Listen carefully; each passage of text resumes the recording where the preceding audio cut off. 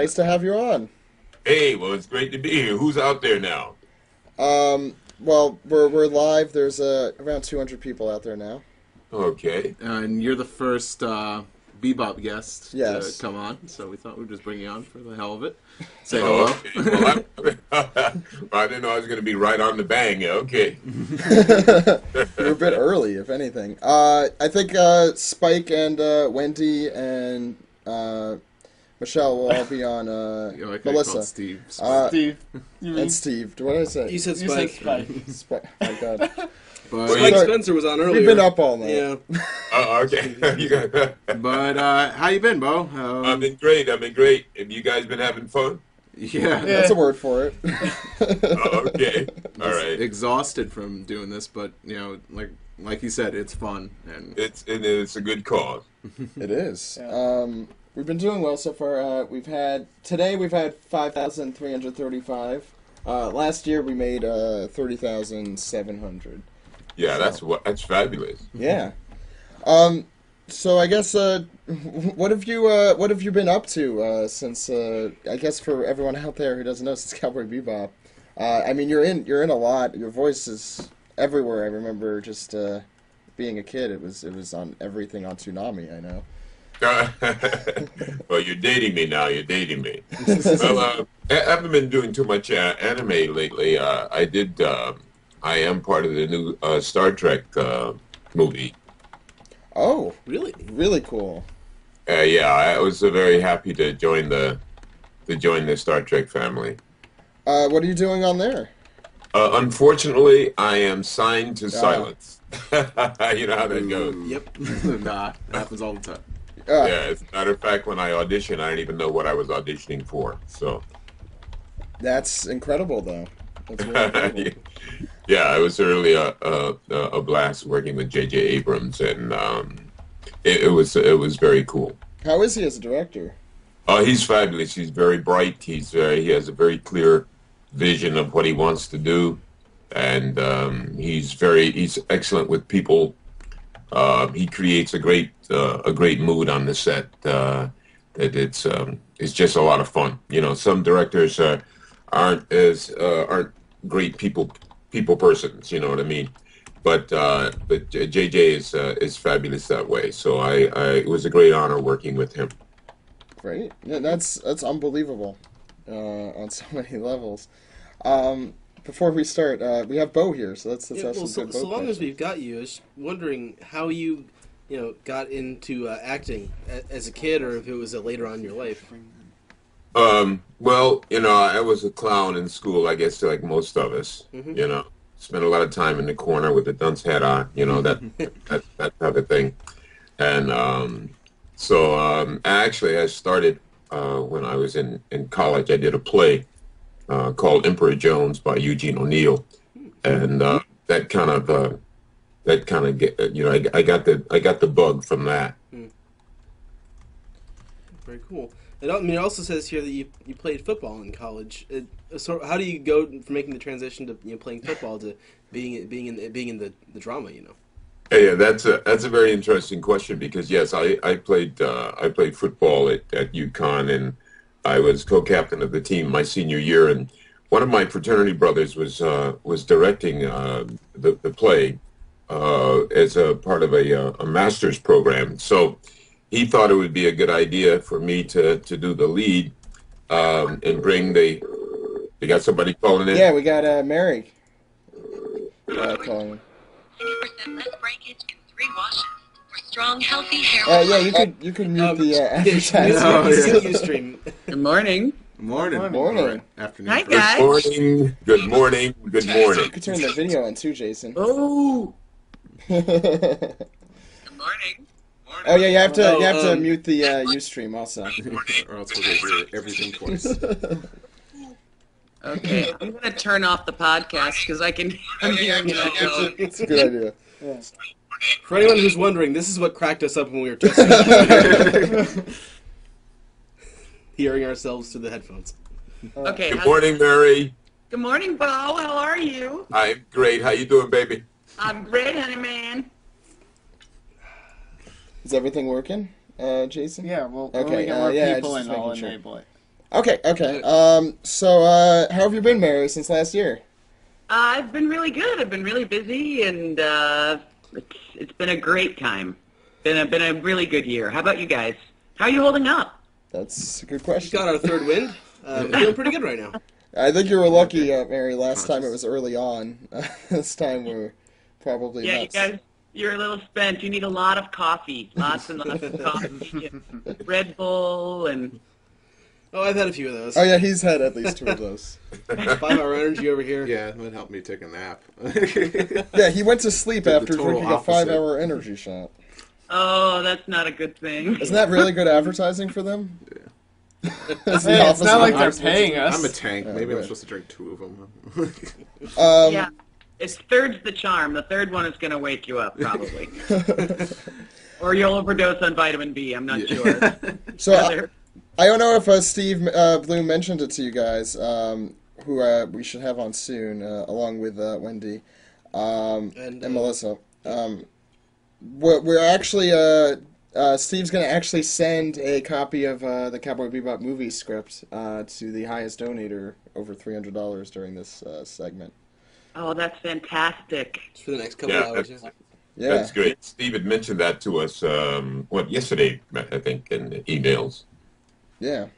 It's a really cool incentive, and how many people are listening right now, just to make us feel we nervous? got, oh yeah. This- 230. As long as we've got you two here right now The before total, everyone else yeah. comes in, I was wondering if you had any sort of personal recollections or if you've ever visited Japan or any sort of interactions with the culture that you'd like to share on the first anniversary of the earthquake there. We'd love to hear them. Go, Mary. I got to go. Yutaka Maseba was the one who hired me and all of us to do this, to do Bebop, and I got to go to the Tokyo Anime Fair about 5 years ago with him and his partner Haruyo, and Tokyo was just the most amazing place. I didn't get a chance to get outside of it really, but it was just unbelievable, and especially after doing the movie, it was so amazing to see all the landmarks that were actually in the Cowboy Bebop movie that we got to see, and the people were so inviting, and the food was amazing. It was just such an amazing culture, and wonderful to see. I was really, really honored to, get a chance to check out such an amazing country, and I just really feel, even a year later, you see pictures of the devastation that's just still being cleaned up. There's so much to do, and I think what you guys are doing is just fantastic, and whatever we can do to help out is really important. Yeah, it's really it's made possible by you guys coming on in the first place. And Steve's also on, right? Hello, Steve Blum, Steve Blum. Steve Blum. you there? Good morning. There he is. There he is. Hi, Oh, Steve. hello. Hello. Steve-O. Steve-O. Hey. Good morning, everybody. Morning, Steve. Hey, the gang. You awake, Steve-O? Strap on your instruments. It's going to be a bump. Little sleep. But I'm good. I think Steve was skipping a bit there, but I think Wendee Lee and Melissa will be calling in soon. So there's good one. to hear your voices again. I know. Hey, Steve-O, it's great to hear your voice, man. It sounds like you're skipping along the light fantastic there. Hello. Hello. I'm getting like.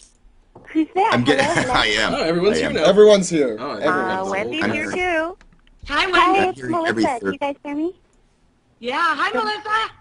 Hi, you guys. I'm not on camera. I just called in. My camera's doing funny things. I'm so sorry. It's all right. It's okay. It's God, absolutely okay. It's not a good morning to be on camera anyway. Don't worry No, about no, it. no. But nobody's looking at me this morning. Yeah, unfortunately, everyone's looking at us. Everyone's looking at you. Oh, wait. Should I put you guys on? I guess I should. Well, just make sure it's muted if you put us on. Oh, Yeah, because otherwise we'll hear You ourselves probably through the shouldn't. headphones. Yeah, because Oh my Plus, God. you don't want to look at us.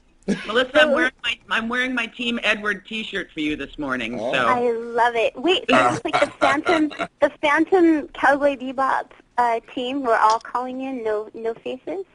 no I'm face. here. Good No morning, faces. everyone. Morning. Good morning, Melissa. Good morning, Wendy. Good morning, everyone. Good morning. Good morning, Bebop. Hi, everybody. There's a morning voice. No doubt. It's incredible to have the whole gang here. And I also want to say that we're starting our special donation thing that Steve Blum really got the idea for. And those are starting, it started 3 minutes ago and going until 3 p.m. Eastern, noon Pacific. And Steve, you want to talk a little bit about what that is? I think we've said it like 10 times, but it's fine if you want to repeat it. I'm sorry, I was only hearing every third word. Can you guys hear me okay? Yeah, we can hear you. We can hear you fine now, yeah. Just the, about the script. Hello, hello? Do you hear us? Hello? Oh, the script. Okay, yeah, I'm literally getting like 1 or 2 words out of each sentence here. Yes, the script is it's a script of the Cowboy Bebop movie, signed by all of the key members of the cast, including Darren Norris, who... Yeah. Woo! Hi.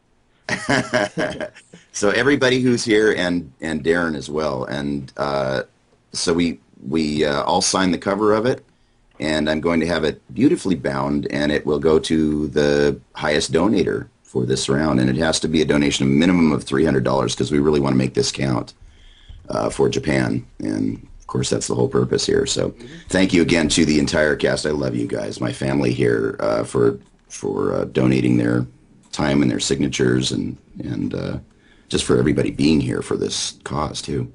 Thanks for putting it together, Steve. My honor. It was a good excuse to come and see you all. We never get to be together. I know, that's true. Steve, do you feel like you need to call back? Is your connection bad? It's better now. It was terrible at first. It seems to be getting better now. Yep. So. You sound good. Hey, You sounds sound fine. good. Oh, good. Okay. Yeah, you were skipping before, but I think you're okay now. Okay, good. Yeah, that's kind of the story of my life. So, And I'll drink some scotch. It'll go bad again. Do you have any? So I think we were going to start with, I think Mary was sharing some brief recollections about her time in Japan at the beginning of when she was starting to work on Bebop, so we can get as many people in here before we start the reading. Yeah. So So if you want to continue with that story, that'd be great. Me? Yeah. yes. Well, I mean, that was really sort of it. It was such an amazing time to spend in every different part of Tokyo. There's so many different parts, and it was just an amazing place, an amazing trip. And I got to do it with Yutaka, you guys. I don't know if you knew that, but I went with Yutaka and Haruyo, and we went to the Tokyo Anime Fair, and it was amazing to see such a beautiful country, and or at least a beautiful city. I didn't get out of Tokyo, but it was really amazing. How long were you there? We were there for 9 days, I think. Wow, nice. Yeah. Have you guys been? I haven't. I've never been. I would love to go. We would love to go. Field trip. Field trip. That's who I get. Road trip. Clothes buying. I have no oolongs. Hey everybody, I've got a special guest just to say hi. Yay. Hello, everybody. Hey, Darren. Hi, Darren. How you doing, man? Good morning, Darren. Gary, nice of you to join us. As always, a pleasure, my friends. Aaron actually had a Team America screening last night at 11:30 p.m. So we're happy he's awake at this point. Oh, yeah. So did you ever go to bed? Kind of a Yeah, he personal went question. Beau asked if he went. What a stunning, great question, Beau. Why, yes, I did.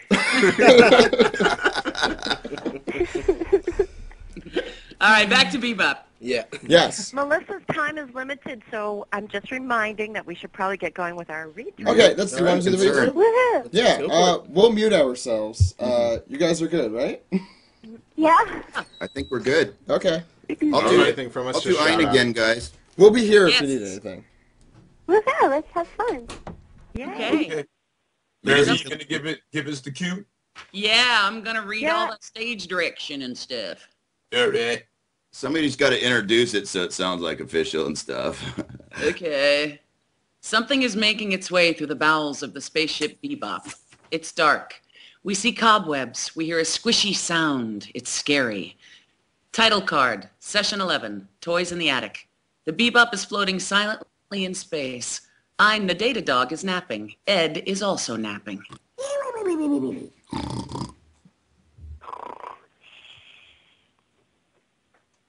Space travel log 0968. Empty time. Sounds good to call bounty hunting freelance work, but all that really means is that we're self-employed.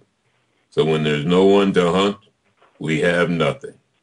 Nothing to do, nothing to live on. Well, that's all part of the life we've chosen. Our destiny, if you like. But when you're out of money, you start thinking about quick cash. And that teaches you certain lessons about life. Title card, Lesson 1. Cut to Spike putting on a gas mask. He loads a gun with some kind of canister. Faye and Jet are gambling. She holds some dice in one hand and a cup in the other. You're fine with both of these now, right? With a quick flick of her wrist, she slams the cup down on the board covering the dice. Even. You're going with even? Reveal on Jet, who is topless. He has lost his shirt. No, make it odd. Elsewhere, we see the earlier gun shoot out flames. It's being used to cook some kebabs. Odd. You sure? Yes, odd. Snake eyes. Even. Oh, man. I can't eat anymore. I'd actually prefer payment in cash. I'm not a pawn shop, you know. Well, Jet? Jet is wearing nothing but boxers. He stands up. A man keeps his word. Spike walks in with cooked kebabs. Oh, and that's why I told you not to play against her. Ugh.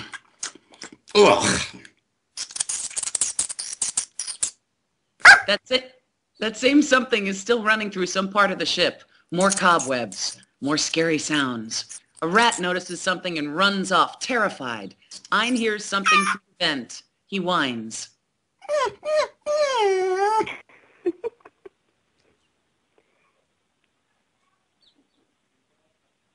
Humans were meant to work and sweat to earn a living, after all. Those that try to get rich quick or live at the expense of others all get divine retribution somewhere along the way. That's the lesson. Unfortunately, we quickly forget the lessons we've learned, and then we have to learn them all over again. Oh, damn it. I don't remember that. Back to the point of view of the scary something running through the ship. It seems to have made its way to the upper levels as there are no more cobwebs, but it's still scary. Survival of the Refrigerator way fittest. back here? Survival of the fittest is the law of nature. We decide or we are, we deceive or we are deceived. Thus we flourish or perish. Nothing good ever happened to me when I trusted others. That is the lesson. Title card, Lesson 2. So, how much did you swindle? A word like that could damage my reputation, Spike. He just had a little run of bad luck. You just didn't know about this. Referring to her ankle bracelet. That's part of the skill of the game. You could at least give him his clothes back. I'll rent them back to him. Huh. Greedy, aren't we? Well, I prefer to think of it as enterprising. An alarm goes off. Huh? Spike and Faye start running. They're followed by Ein. They find Jet, who's rubbing the back of his head.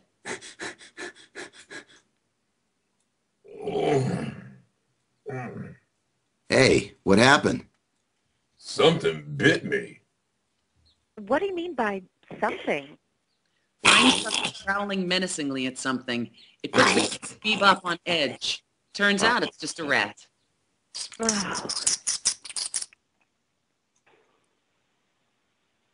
It wasn't a rat, okay? Look at this. There's a weird mark on my neck. Ugh. Well, that was a waste of time. Spike, it happened near that old refrigerator. Refrigerator? Yeah. You got any ideas? Maybe. Well, there was a... No, I can't remember. Ein is staring at a corner, growling. He suddenly stops, looks around, and then leaves with everyone else. As Faye is walking back, she senses something is following her. She turns around, but there's nothing there. Close-up shot on Tiger Bomb. You sure this is gonna work? I don't know. It works on everything but nearsightedness and cavities. Then it works on the athlete's foot? Yeah, sure. Don't you have any real medicine that's just for sores and wounds? How about this? Spike holds up a dried lizard. That heals wounds? Yeah. You squish it up and boil it in 3 cups of water, and when it turns green and goopy, you drink it. Spike, isn't there something more, different? Oh, yeah, I got it. Yeah, give me that. Spike holds up a dried scorpion. Oh, I'll take the other thing. Ein is in the corridor going crazy, barking and running in circles. Back to Spike and Jet. Jet's pouring some goopy green liquid into a glass that Jet is holding. Jet looks scared. Great. I'm feeling a lot sicker than I did before. Do I look pale or what? You're always pale. What is that awful smell? Herbal medicine. Herbal medicine? That's Will? Ugh, it smells like day-old roadkill soaked in sour milk and maggot juice. More like rotten soybeans and turpentine, I think. That's enough. I gotta drink this stuff. Jet collapses. He falls forward as if passed out. Oh, brother. Come on, quit joking around. Spike notices something strange on the back of Jet's neck, where he claimed to have been bitten. It's ugly and purplish. It looks bad and infected. Jet is now laid up on the couch. Spike is typing furiously on the computer, doing some research. They're running analysis on something. It was a rat, right? I mean, this is no big deal or anything. Am I wrong? Got no clue. He's got some kind of poison that's not in the database. I'm checking into some similar toxins. Cryptopolysium? No, that's not it. Cholera! No, it's not that. Ebola virus? What? No, not that either. Bifidobacterium. Not even close. So what is it? Ein. Just give it a rest, would you? Well, it's not an ordinary rat. Ein, keep it quiet. So what could it be then? Well, it's, mystery space creature! Huh? Spooky! The attack of the horrible alien! Well, yeah, that is possible, I suppose. Oh, yeah, right. Then what is it? Huh? It's not in the database, right? Well... Look! These base pairs are abnormal. Huh? You think so? Ed has never seen this before. So what else could it be but a horrible alien, huh? What? Well, maybe it's something like a rat went through a mutation and evolved into some kind of unusual creature and secreted this new form of mysterious poison. Oh, that's brilliant. Right up there with Ed's theory that it's a horrible alien.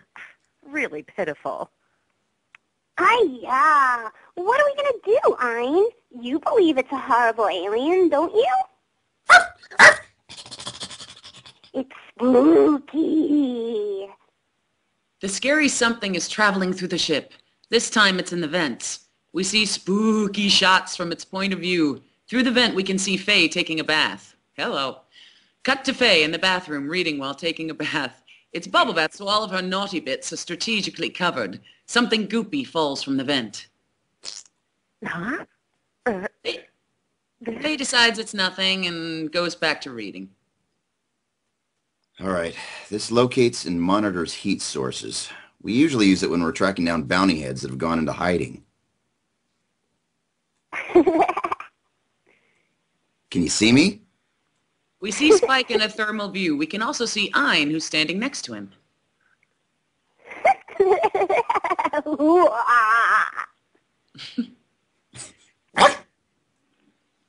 That's fine. I'm going to test it now.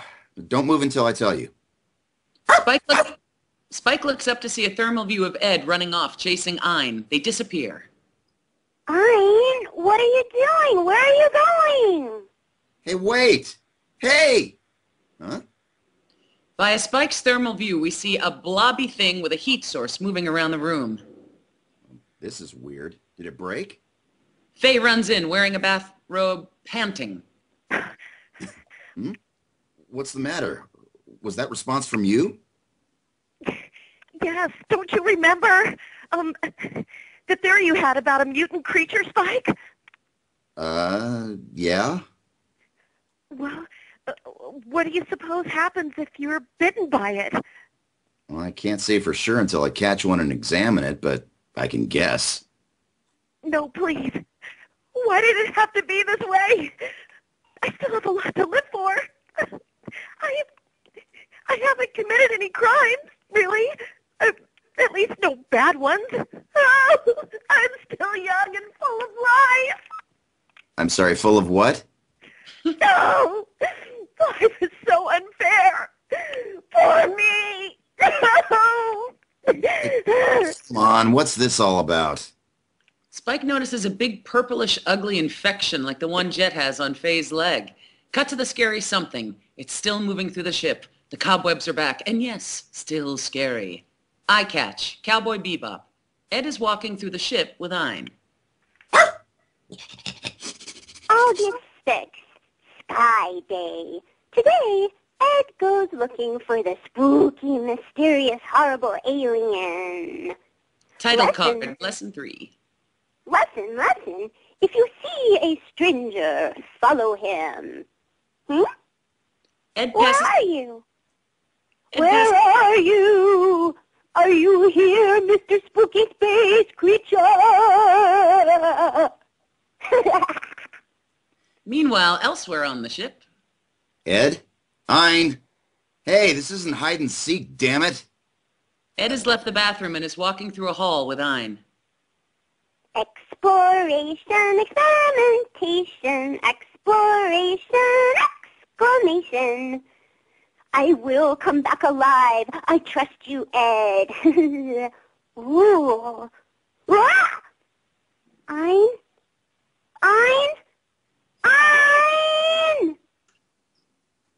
Are you here? Hello? Answer me. Really? Ein is by himself walking over a grate and sniffing it. He suddenly stops, notices something. Something drops on top of Ein and we hear big, scary music. We hear Ein yelp loudly.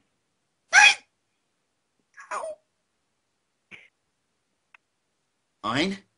Ed? What happened? Ein!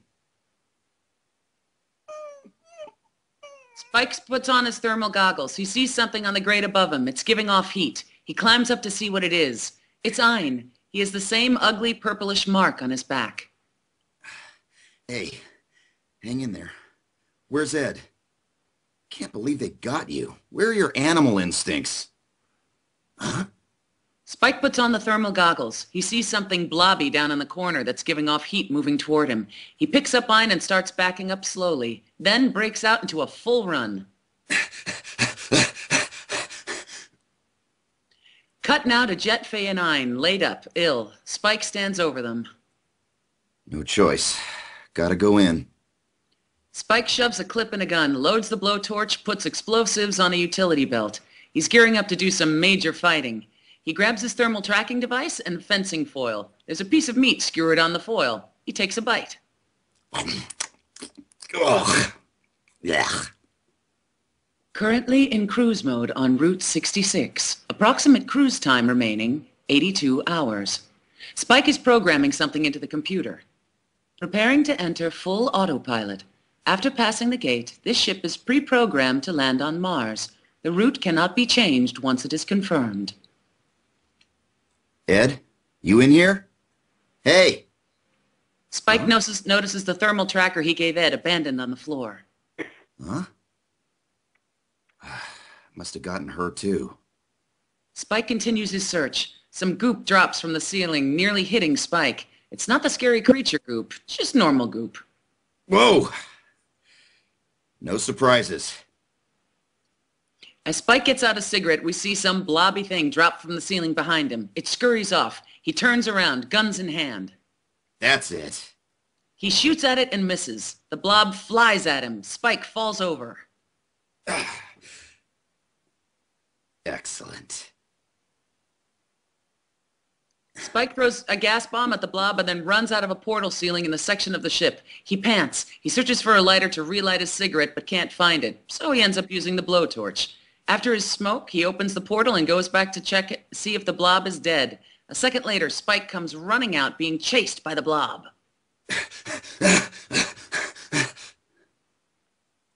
Spike corners the slime ball and torches it until it stops moving. He approaches it slowly to get a better look.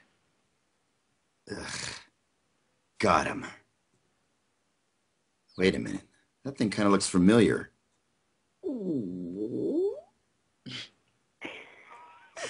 I guess I should have eaten that stuff. Well, I'm sure it's still in the fridge. That was when I remembered everything. It was, about 1 year ago. I had gotten a hold of a real Ganymede rock lobster. I hid it in the fridge in the stockroom so no one else would eat it. But I'd forgotten about it and left it there for a whole year. Wonder what it looks like in there now. Spike approaches the fridge in the stockroom. He puts his hand on the handle of the door, about to open it. There's fear in his eyes. Cue creepy music. He opens the fridge and it's filled with gooey, gloppy, gross-looking overgrowth. Spike sets off the ship alarm and turns off the gravity system with the ship. He pushes the heavy fridge out of the stockroom towards one of the cargo bay holds. He's about to release the fridge into outer space when he sees the blob on the side of the fridge. It jumps at Spike and attacks him. Ah, shit! Oh, that's great. Since Spike hasn't opened the hatch yet, the fridge bounces against it and the fridge door knocks open. It rebounds off the hatch and starts heading toward him. I have no idea where we are in the script. We have a different one. Oh, shit. Anyway, Spike releases the hatch and the fridge gets sucked outside. He holds onto the railing, trying not to get sucked out as well. He reaches for the controls to shut off the hatch again. He flicks the switch. The hatch starts to close slowly. Spike continues to hold on, waiting for it to completely seal, but the purplish mark on his hand makes him weak. He loses his grip and falls toward the hatch, which is slightly open, but it closes just in the nick of time. An unconscious Spike floats through the cargo bay. So, that's the story. And what was the real lesson? Don't leave things in the fridge. Elsewhere in the ship, Ed wakes up from a nap. We see blurry, groggy vision from her point of view. Something is approaching her. It's the blob.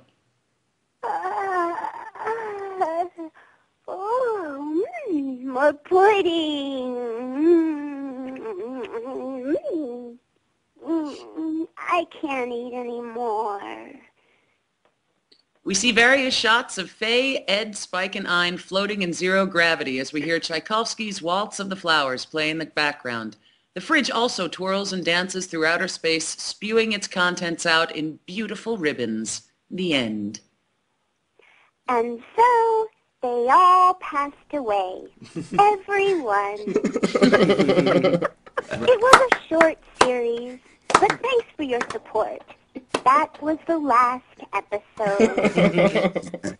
May they all rest in peace. Amen. Amen. And for the next series, we bring you Cowgirl Ed. Ed is the main character. Hey, wait a minute. It's me against my hair. Weak damage. What kind of selfish thing is that? Restore Next strength for episode, 90% Jupiter Jazz Part 1. Rewash for strong, healthy hair with life. New Aveeno Nourish We Plus. must clap now. Yes. Yes. I forgot about the next episode preview. Yeah, me too. There really is a next episode. I sure didn't know. That was awesome. And that actually really is in the script. Yeah. It really is the next episode. Actually, I think Cowgirl Ed was Yay. the title of one of the soundtracks. Yeah, I think it is. Yeah. That was incredible. Yeah, that was really awesome. I can't even describe. During that, I think we got.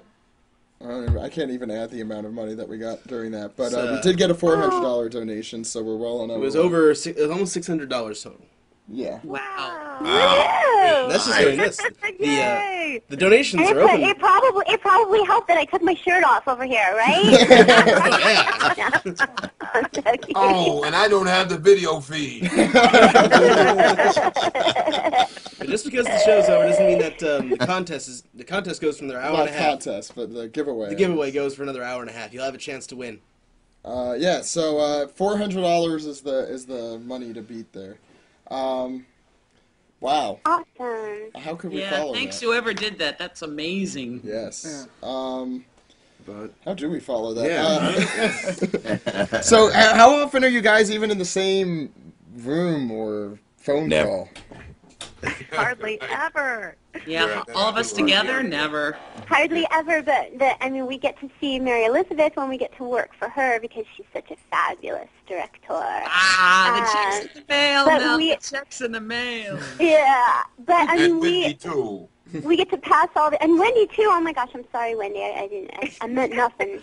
We got together for the first read through, and that was historic, and we turned that into a lovely fundraising event Yeah. for the same Oh cause. yeah, that's right. That's right. That was so great. I think we should do this more. Let's go on the road, you guys. Yes. We should. Well, I'm really putting the word out there for conventions that would like to get us together. It's never been done, and somebody should jump on that.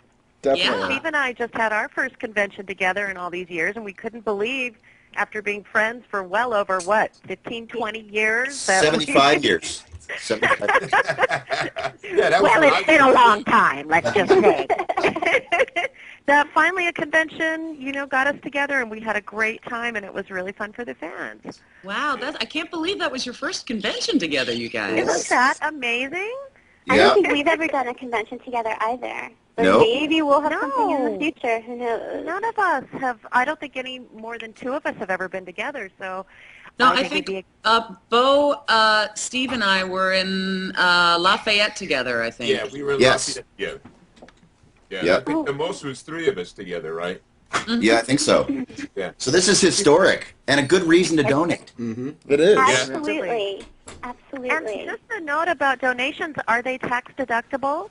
I believe they are. They're through Global Giving, which is a 501c3. Yes. C3. Yeah, so that would be deductible, right? Yeah, I believe that is tax Fantastic. deductible. Well, I'll be looking forward to donating when we're done, too. Awesome. Oh, thank you. Yeah, thank you.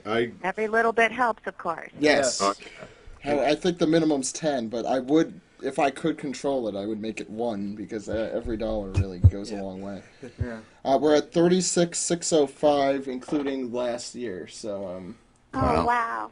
That's fantastic, you guys. almost Wow. 6,000. A lot of that was just now. So, So, do we just start the questions now? Can Yeah, I just yeah. the panel. Before we start, can I just say how much I'm enjoying watching all these comments coming in, especially during the read. People were cueing the music and Oh, doing that's all great. kinds. This place, It's just yeah, blowing fantastic up. comments, and thank you everyone who's online right now, and thank you for all your great comments. You're adding so much to the experience for all of us. I'm watching it too, Wendee. It's awesome. Isn't it great? Yeah, it's great. It's great. We love you. So much. In 15 seconds, you're going to get all those responses. They're talking well, about I'm gonna have to cut out in like a couple minutes if you guys are anything you want to throw my way, and then I'm gonna have to cut out. But this was so enjoyable and just so wonderful to get together with my fellow crew here, and you guys are all great for doing this. And this is just such a great cause. I'm so happy to be here, and I will be there for you guys anytime. Oh, thank you. We love you, Melissa. So glad Love you, Melissa. We do too. That was incredibly maybe we cute. should get a I think is the couple word. Melissa questions in before she has to go. Yeah. Sure, just quick. What's your favorite episode of Cowboy Bebop? That's a good question. Oh my God, I don't know. I feel like it's this one because that's why we do this one. Trying to think what my favorite one. Well, I like the one where I get to dress up as a girl. That was great. Me too. It's hard. You know, it's really hard to decide because each episode was so awesome to do, and we just had such a great time with each one. It would really be hard for me to say. There's so many questions. We think of scenes, our favorite, moments that our characters get. That's really what'll stick with you. Right, exactly. Well, I think. What do you want to do? I'll cut out. Let you guys keep going because I'm looking at the clock here. Okay, yeah, I don't want to keep you too long. No, that's okay. Unless you get like a question that comes in and you want to throw it at me really quick. Well, I was thinking. I apologize that I had to go No, it's okay. so early, you guys. I was They're thinking. asking what other projects she's currently in. What other projects are you currently doing? What other projects? Let's see. I've done a couple things that I'm not allowed to talk about, which I hate when I do those because they're great. It's like, oh, this is a great project, and then I'm not allowed to talk about it. But there's some cool things coming out that I'm doing, and what else? Oh, I'm on an adorable little series written by Mark Hamler, who was our writer on Cowboy Bebop. And he's directing, and it's called Hello Kyoka. Not to be confused with Hello Kitty, hello, and that I say hello. But no, it's called Hello Kyoka, and it's super, super, really, really cute. And also, I'll put a plug out for a live-action film that I filmed last year that's just starting to get distribution now, and it's an indie film, but it's called Tick Tock Boom Clap, and you can find it online. Go to their website, and it's their blurbs about it. And but yeah, it's getting out there in the indie world, and it was the first lead that I did on camera film, so I'm proud of it. And so look for that. But it's it's one of those little indie things that you hope people see at least. So where can people find your music? Oh, my music you can get on CD Baby or iTunes. I have my album Avignon that my husband Joel Alpers wrote and produced, and we perform a lot around Los Angeles. So if you're in and around LA, keep checking my website. I'm one of the few that are not on Facebook yet, and I keep saying yet because I'm just lazy. What's your website? My website. Wendee, you're so good. I'm going to hire Wendee. Utilize your time. You're so good. MelissaFahn.com. MelissaFahn.com. That's all it is. And I try to update it. And but yeah, I try to play around LA, and you can see lots of stuff on my website. You can see all my wicked pictures and lots of things that I've done over the years. I am going to be going up to Sacramento to the fabulous California Music Theater in June, and I'm going to be playing Frenchie in Greece. That'll be fun. I do, I get the theater jobs here and there still, and I'm still doing voiceover, and I have my little baby who is now 2 years old, so it's good. You've probably heard him in the background here. We're glad he could join us.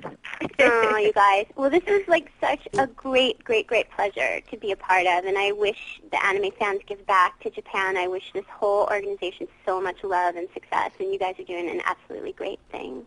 Thank you so much. Yeah, It's an appreciate incredible it. honor to have all of you on together. It really is. And It's thank so you, great. Melissa. Yeah.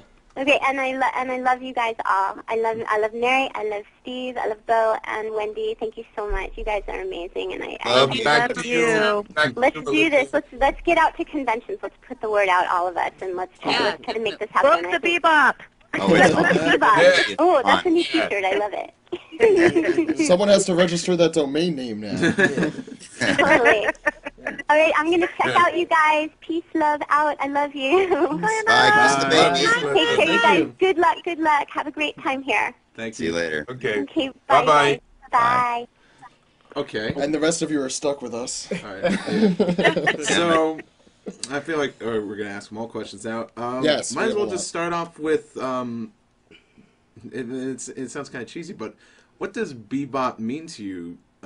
You just have to consider the fact that this is an anime, and so many anime have come and gone on Cartoon Network, and this is still on It's television. still on Cartoon Network. They'll never take it off the schedule because it's just such a popular series and it means so much to fans. I'm just curious what it means to all of you. Aw. Probably the biggest benchmark in my career. Still is. That's saying a lot in Steve's career, that's Yeah. for sure. Really. No doubt, Wolverine. Definitely. I had to get a tattoo of one of Spike's lines just because I needed to make something permanent to honor it because it really changed everything for me. Yes, Who he gets a did, tattoo and of it's a voice crack? incredible. Come on. And he's got wonderful T-shirts for sale of the same thing. Yeah, you got to come T-shirts and socks. Comic-Con. Steve, tell him what it is. The tattoo is a wave audio file of the word "bang" from the very last scene. And, Oh, yeah, I and- think I've heard about that. And I put that on a T-shirt, and we sell those at Comic-Con this year. We did it last year. We're going to do it again this year, and that will also support Japan. It also supports an animal charity that we've been backing for a while now too. So, yeah, but we're flying the Bebop flag year-round, every single day. At least I am, anyway. I can't speak for you guys. I'm sure you are too, though, in your own way. Oh, yeah. What about you, Wendy? Gosh, it's, a huge hallmark in my career too. Even in spite of all the dozens of titles I did leading up to Bebop, I don't think anything really put me on the map or became as memorable as playing Fei-Fei on the series, and it's still a huge point of affection for me and great memories, and something I also feel territorial about. She's all mine. Mine. Have you ever gotten to meet Man-Fei? I have. First time I went running. Second time I got good pictures. I've seen several versions of Fei-Fei cosplayers, and I collect them, and I do post them on Facebook. So I always love getting any new images, and it amazes. It never ceases to amaze me the people that will don the vinyl hot pants and expose the body the way they do. Yeah, I tried it on once. It was not pretty. Gotta be brave. Yeah, they were too tight, Steve. Yeah, I know. Better on you, Beau. Beau can You can never be too tight, let's be honest. Come on. What about you, Beau? Oh, I can't tell you. This has been such a wonderful experience to be part of the Bebop. I mean, to meet and work with you guys, become friends with you guys is just like the best. And going to the conventions and talking with people who dressed up as Jet is just phenomenal. I mean, the love that I've received from people around the world because of Cowboy Bebop, I can't express to you how much it's meant to me. It's just wonderful to been part of this and to continue to be part of it. I mean, it has a life that's so extraordinary. I can't say enough about it, and about you, Mary E, and I mean everybody. Just to be part of this family is terrific. Yeah, It's true. It is turning into this family experience that has a life of its own that continues, and I don't think any of us have that in any of other titles in our career. It's pretty amazing. No, this one really has lasted longer than, I mean, I kind of knew when I first saw it when I saw the opening credits, Yutaka showed it to me, and I was so blown away, and I just thought nobody may ever see this, but we're gonna make the coolest, or we're gonna add to the coolest show, and do a dub that is hopefully going to be, stand the test of time, and it really has. I mean, it's all because of you guys. I mean, it's just such, and Yutaka and Kevin and all the casting and everything. It was such an amazing experience. I always feel like it was sort of our job not to mess it up, because we got it, and it was such a beautiful show to begin with, which is really rare, and a truly sort of Americanized anime that more so than any that I can ever remember. No ninja, no, samurai, very few samurai swords, and so it was sort of a love letter to the movie industry, American films, and I mean, Toys in the Attic was like directing Alien and 2001 combined. It was really an amazing experience, and it was so intimate. It was just like, there was Rick, the engineer, there was me, and then there was you and you guys in the booth, one at a time. So it was this great little, like, secrets thing that we were doing, and I'll never forget it. That's so true. It has such a Western appeal and feeling. That's the thing that I always feel so close to with the characters, is that it really did seem like something that might have been generated out of the U.S. Yeah, and the music was just Yoko Kanno putting a soundtrack together that is unlike anything I've ever heard for anything. I mean, what a genius! Yeah, yes, the music is so eclectic. It's wonderful, and being the senior citizen in the group, the music spans time, and it takes me back to different times in my life. It's just. The music, the way it's been integrated into the program, the project is just, I think, Mary Elizabeth, what you're saying is that's what really kind of Americanizes it, Yeah. Mm-hmm. When I was in Tokyo, and the character design I love, when I was in Tokyo, we got to go to Bones and meet Toshihiro Kawamoto-san, who designed all the characters for this and for Wolf's Rain. And I just spent the whole time trying not to cry. I mean, it was just, it was so amazing. And he was currently working on an art book for, I think for Wolf's Rain at the time. So you could just see him, he was sitting there sketching. It was just like, oh my God, what a genius. What a genius. Yeah. It's incredible, yeah. And did you guys really expect this to become such a phenomena? I mean, you kind of hit on that, but a little bit. But it's become so huge. I mean, what happens when you go to conventions? How long do you think it could continue? Well, maybe hopefully. Sorry. Go for it, Beau. Yeah. What I was going to say is that.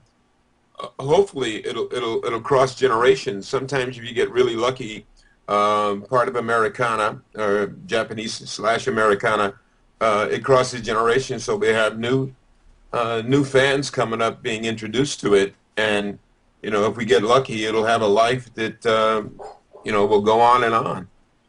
Yeah, it's become quite iconic in that way. It feels like it is just as relevant today as it was when we first got a hold of it. So it seems to be standing that test of time and could live on, because so often these titles have a 7-year cycle of being reintroduced to new fans anyway. So perhaps this is one of those iconic titles that really will be kind of present. Well, as long as the movie rights are being kicked around, that'll keep it current. Yeah, that's true. Keanu Reeves. I know that never ends. Steve, yeah, you want to know? Oh, everyone. Okay. If I see somebody dressed up like Jet and doing a movie, I might have to stalk them. But here's the thing, if they ever do make the movie, we've got to petition Keanu, just like have fans send letters to Keanu Reeves and just put us all in a diner somewhere, sitting in a booth, and have Give Jet us the cameo. Or Spike just like blow us all away, and just in one scene, it's like, can we have some cream over here? Well, that would be fabulous. Steve should tell his story, because there may be hope. Really? Oh, about Keanu? Yes. Yeah. Well, a lot of fans had all sorts of feelings about the live action feature and Keanu's attachment to it. And I met him in an airport about a year and a half ago on the way to a convention. And I actually kind of came up to him and did a little fanboy thing and introduced myself. And I was just curious to see where his head was about doing the feature film, just because I had had so much input from the fans about it. And he was highly invested in the film. He was actually a big fan of the franchise.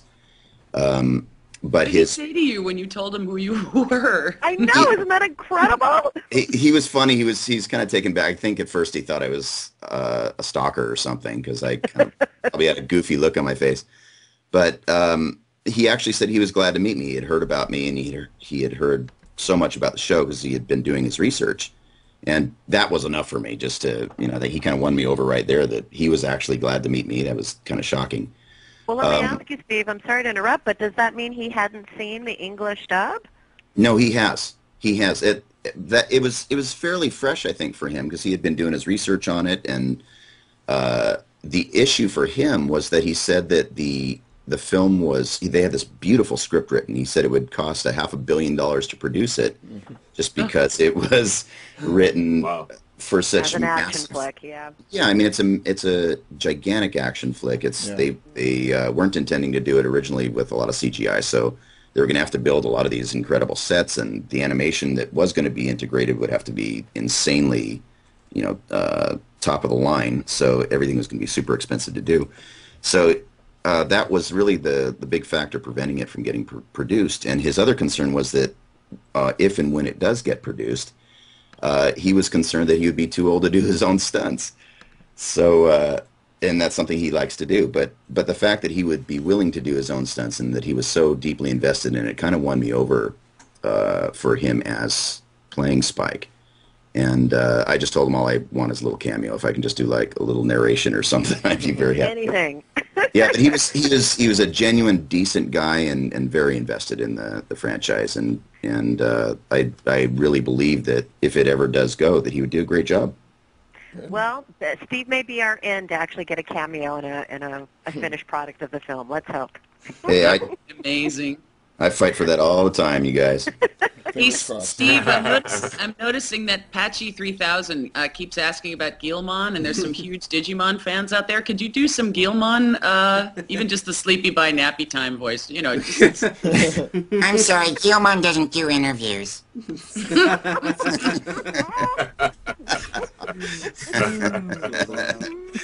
I miss Digimon so bad. Me too. My favorite Digimon in the whole world was Matt, my brother, but I miss him. I'm not on there anymore. None of us are. Right. It got really sad. All right. I think I'll just throw a question down. What's the most admirable trait about the characters you portrayed? Well, Spike has no redeeming qualities. That's hard to answer. Really think so? Sounds like Ein wants to answer. Yeah. Yeah, I have 3 Eins in the other room. Sorry, guys. That's a lot. But, I'm just going to go first here. Steve backed out. Beau, would you like to go? Well, this is like I was in school. Would you repeat the question? Yeah, I didn't get it either. Oh. It's the facial hair, Beau. It's the facial hair. Is that what it is?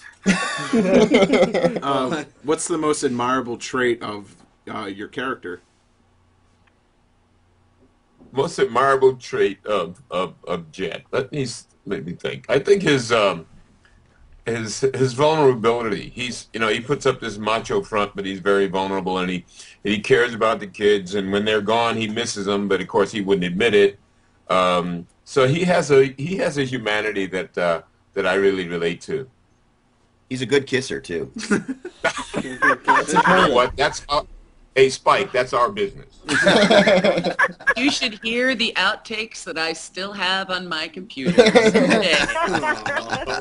Someday. Uh-oh. That's me. We did a game that never got, I guess the machinery of the game itself never worked, but we actually recorded a game a video game, and the outtakes from that between Beau and Steve were just so deliciously wrong.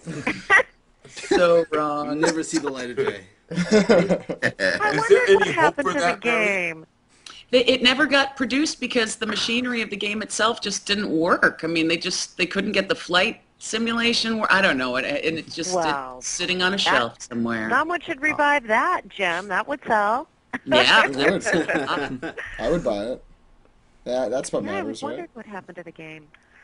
But, I just wanted to say I love that, Beau, what you pointed out about Jet. That is so endearing. I mean, there's so many things you could say about his strength and his presence and everything, but to talk about his vulnerability is just so beautiful. I love that. Thank you. It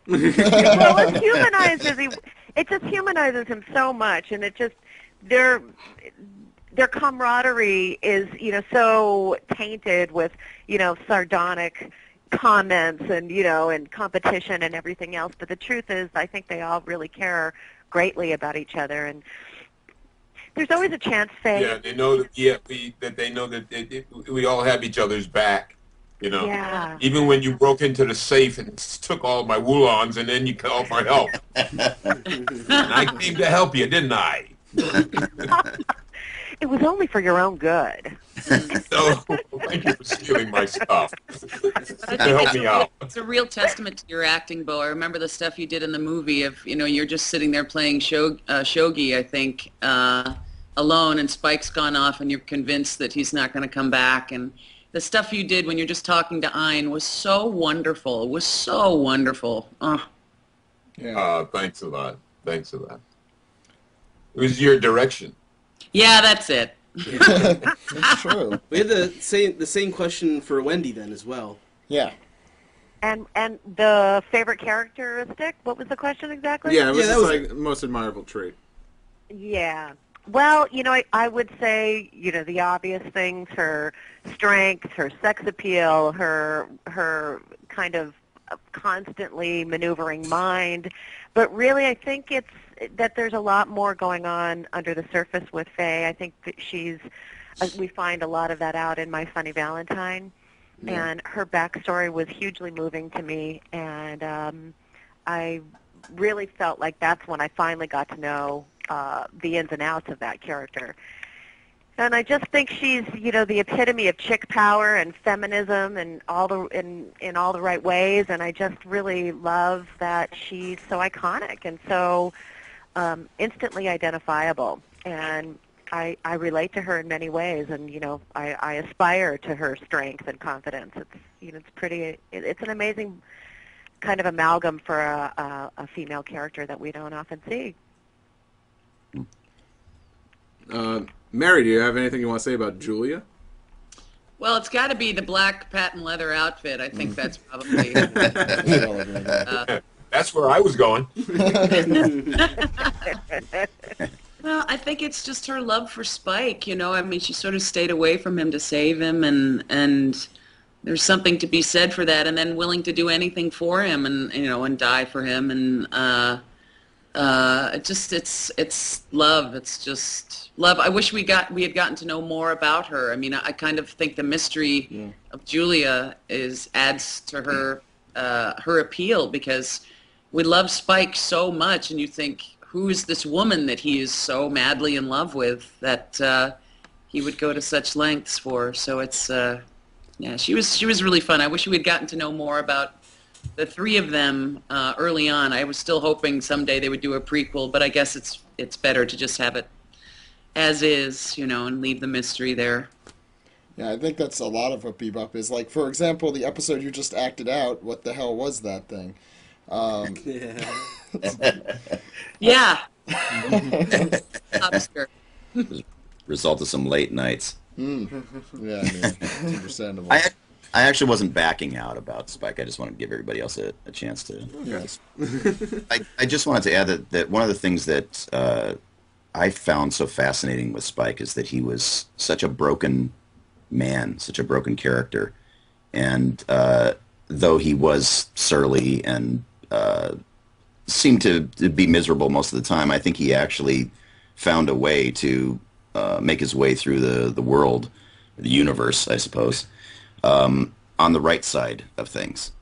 And not that he would admit that, but he always seemed to be for the greater good in the end.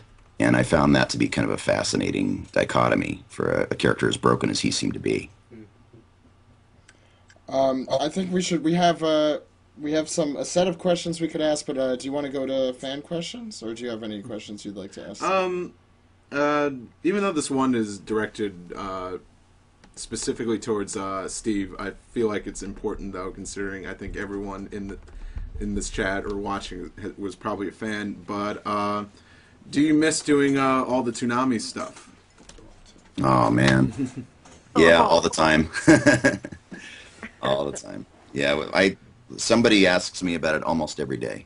Yeah. Oh, wow. And there are 2 fan sites, actually, that are up that have been trying to get Toonami back, and the word is out. Cartoon Network knows that there's a huge fan base that would really get Toonami back. I don't know what it's going to take to make that happen, or if it could possibly happen, but there may be a couple little Toonami surprises coming in the near future. That's all I'm going to say about it. Oh, cool. Glad Beau is I'm a fan. Well, it would be great for a new generation. Yeah, I mean, it's not for us, but we'll be at work at the time Toonami's on. Awesome. Yeah, we have to. I'll watch. Yeah. Find a way to watch that.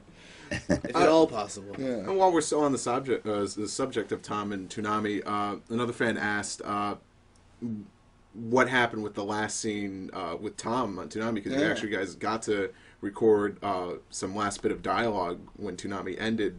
Just curious what went down for that, if there was anything. Tears. Tears, blood. Yeah, it was kind of shocking, I think, to all of us. We only found out about a week or 2 before the end that it was ending, and that last recording was really tough for all of us. We actually kind of had a moment of silence. I worked over the phone with the guys in Atlanta, and I live in L.A., and we're a pretty tough bunch of guys, I think, overall, and we don't really show a lot of emotion necessarily towards each other. We just, we're guys, and we have our normal relationship over the phone, and that was one moment where we all kind of broke down, and I think all of us sort of sat and silently cried a little bit. It was the end of an era, really, and I found out much later on that was even to a greater degree by going to conventions and having people tell me that they were raised by Toonami in a way. They came home from school every day and they watched those shows, and it was a huge part of their childhood. Mm-hmm. I'm one of those. Yeah. Mm-hmm. You had a Toonami fan site for the longest time. And it was just overwhelming for me, and to find that out after the fact. Well, I mean, we kind of lived in a... Yeah. Keep going, Steve, sorry. Okay. Yeah. You guys have... How long did you do that, Steve? I think I did it for about 8 years, and I think Toonami went for a few years beyond that. Sonny Strait was the original Tom. Yeah. And he did it for 2 or 3 years before that, too. So, yeah, it had a good long run. And who did Nice, Mozart? very nice. Yeah. I don't remember who come did back. Mozart. That was before my time. Yeah, that was a while. That was a while ago. Yeah. Late 90s. Yeah, do you have other questions from the chat? Just one last thing about that last scene with Tom. Was the bang, was that an intentional Bebop reference there? Absolutely.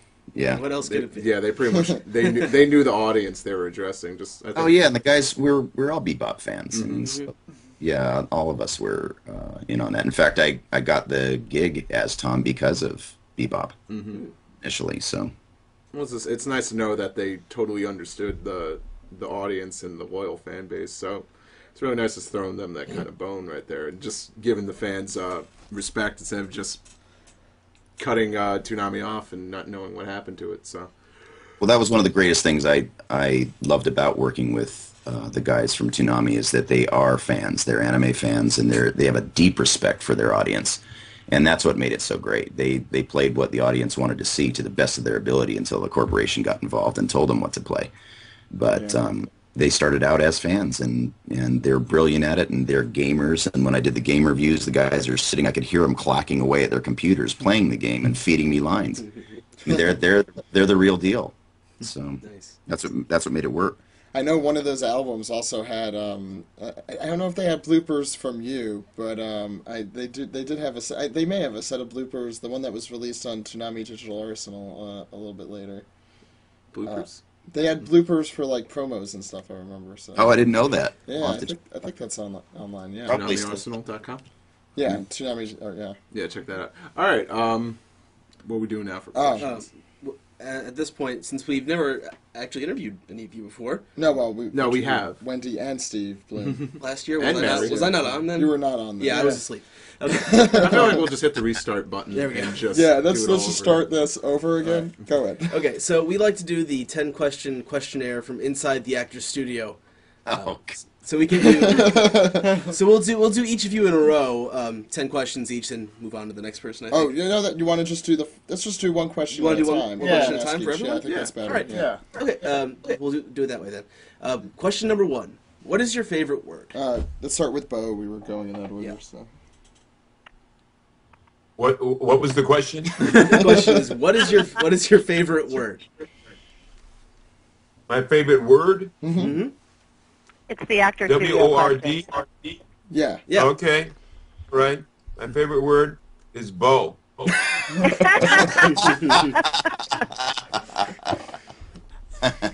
Seems about right. No. Actually, my favorite word is anti-disestablishmentarian. I know what that means. Not too many people know what that means. It means you oppose the ending of a state religion. Yes. Very good. Wow. I looked it up in the dictionary. People kept saying it. Oh, you were ready, man. You know, I like to stump people with that one. Okay. So we're going in alphabetical order?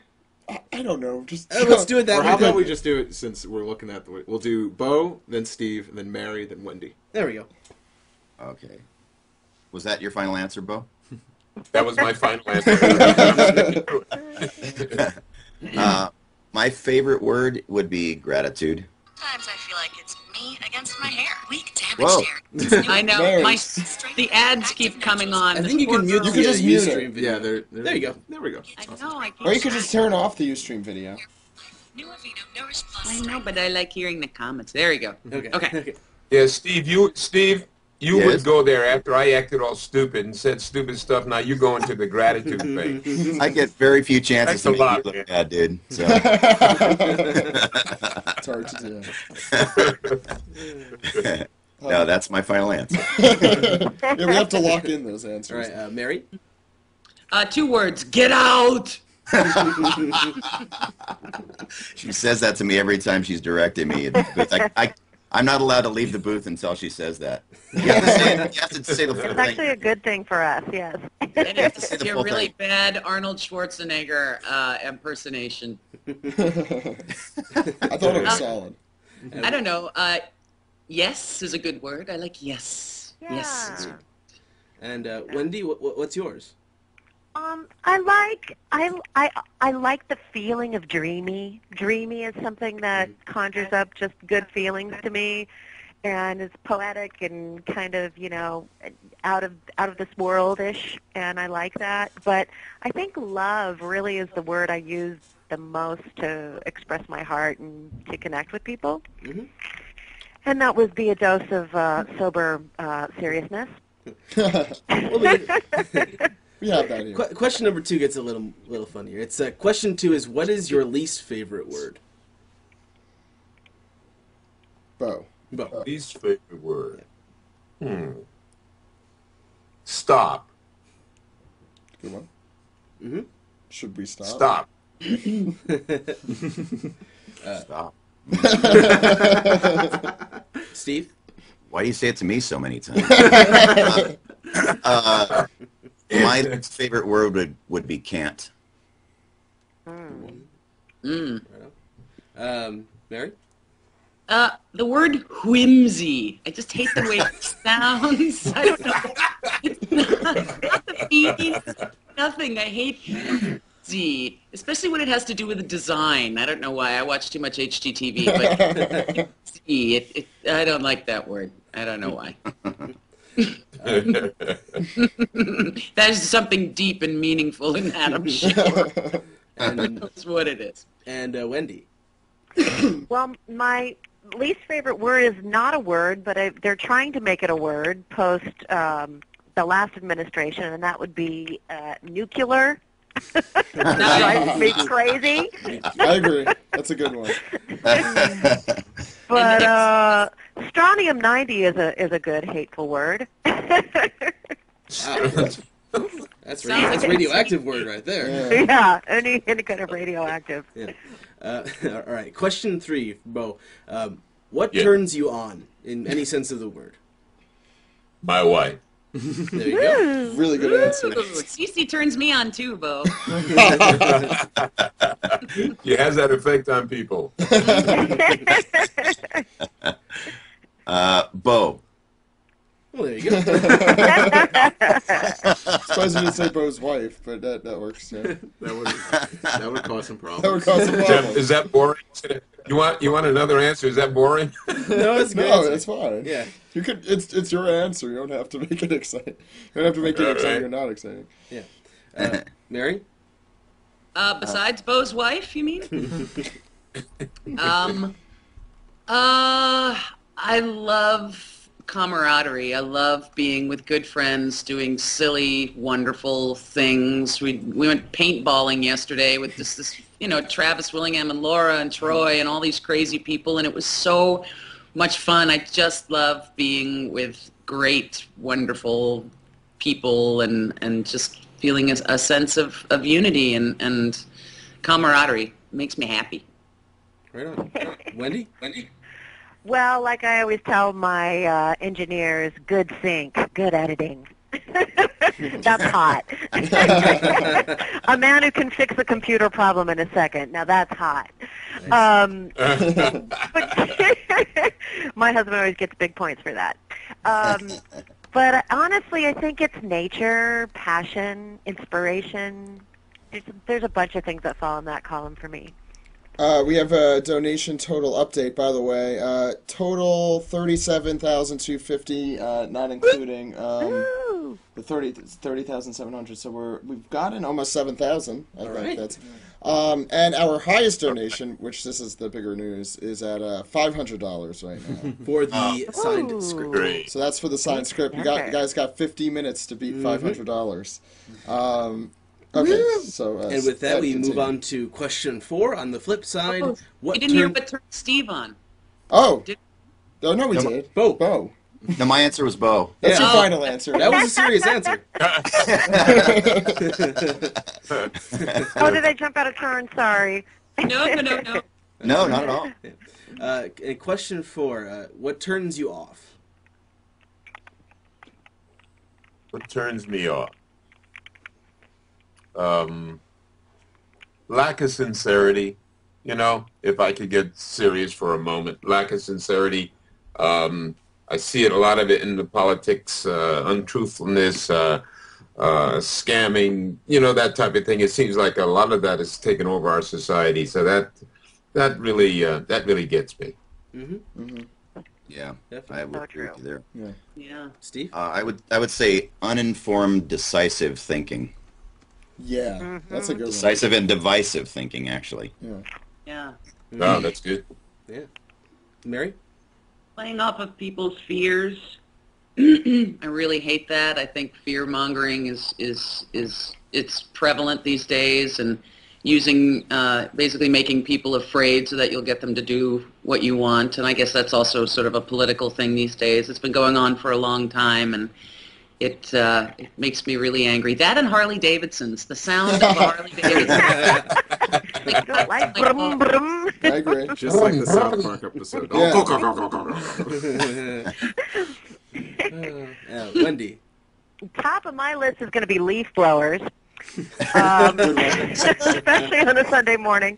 But honestly, to team up with the crew, it's polarization and lies and closed-mindedness. Mm-hmm. And those things are, just dividing our country in a way I think that is a very deliberate shaping of the people, and it's something that we can reverse.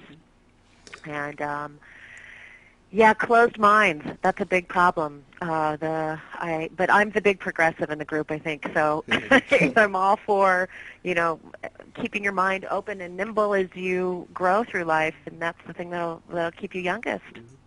Really good points, yeah. Question number 5 now. What sound or noise do you love?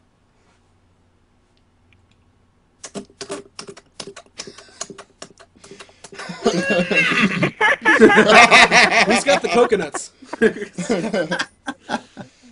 that Monty Python? Horses running and whinnying.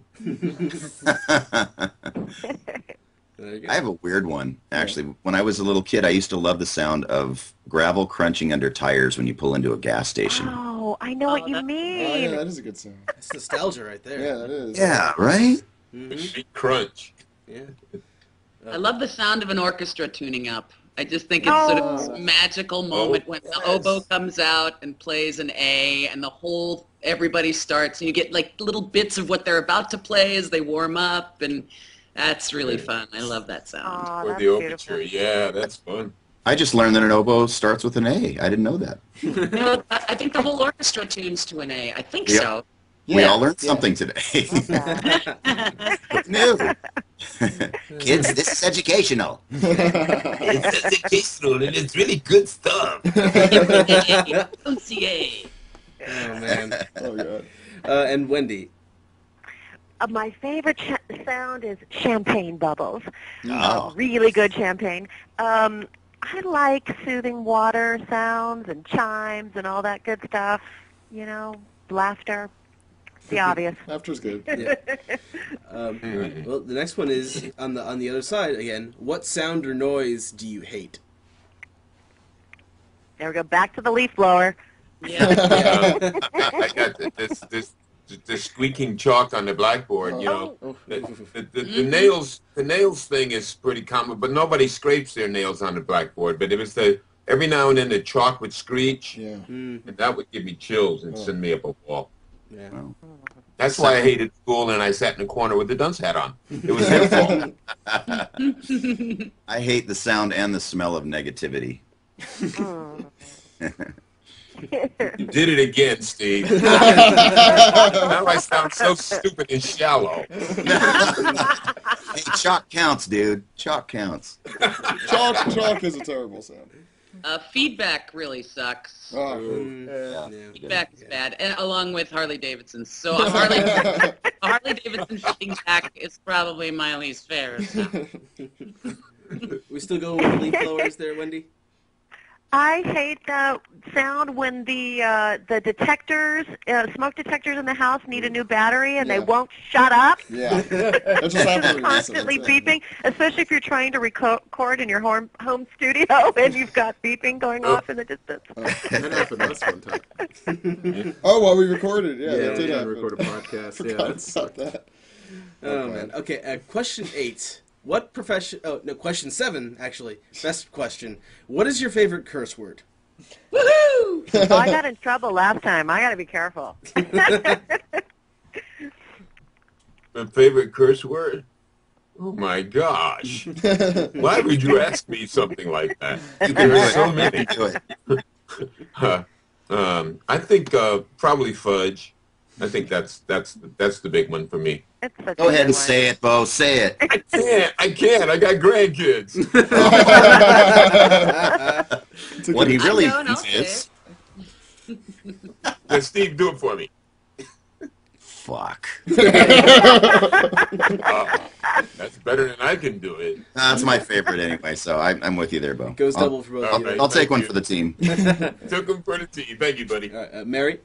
Yeah, I'm there too, and every permutation of the F-bomb, F me, F you, F this, F off, M or F-er. You know, I'm from New Jersey. I swear like a sailor, as these guys know very well. So, Mary Elizabeth McPotty Mouth. Yeah, pretty much. Well, my clean version of cussing from all my days of teaching and working with kids is God bless it, but the dirty version, the fey version, would be more of a stupid ass fuck. Oh, that's good. Nice. I'm standing by it. Oh, that's nice. I'm going to use that.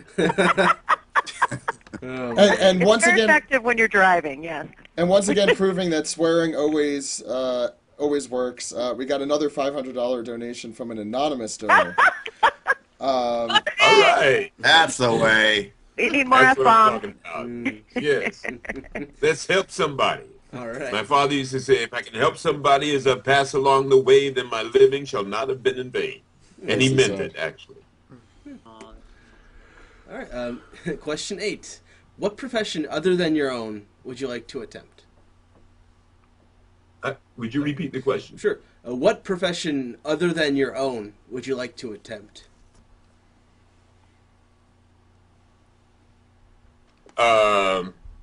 Well, it's a little late now, but professional football.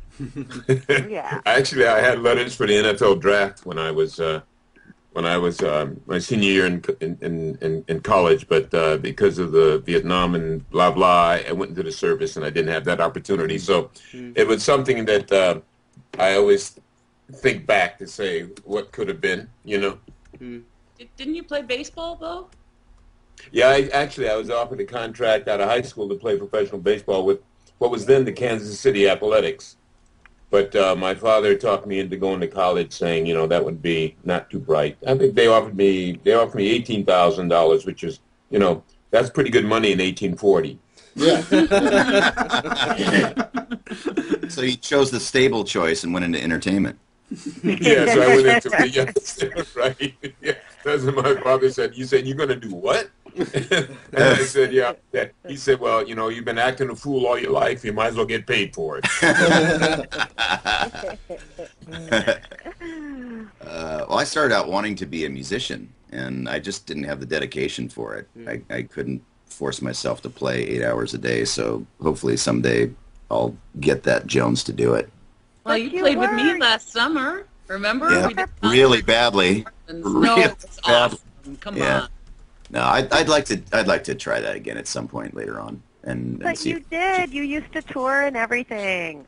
Yeah, not really. I mean, I did a little bit, but I never really got to the level where I was happy with it. I wasn't on a professional level by any means, and I'd love to get to that point where I could actually play professionally. That would be cool. Yep. Mary? Yeah. I think I would want to be an orchestral conductor. I love classical music, and I studied the bassoon for a long time, and I do love that sound of, you know, which I just learned from the comments. The reason why the orchestra is tuned on an oboe is because you can't actually tune an oboe. So you can pick the one instrument that is basically stationary in its tune, and you tune the orchestra from that. Either that or an astronaut, but I'm saving up for Virgin Galactic, so hopefully I can get some. Oh, nice. Saving up.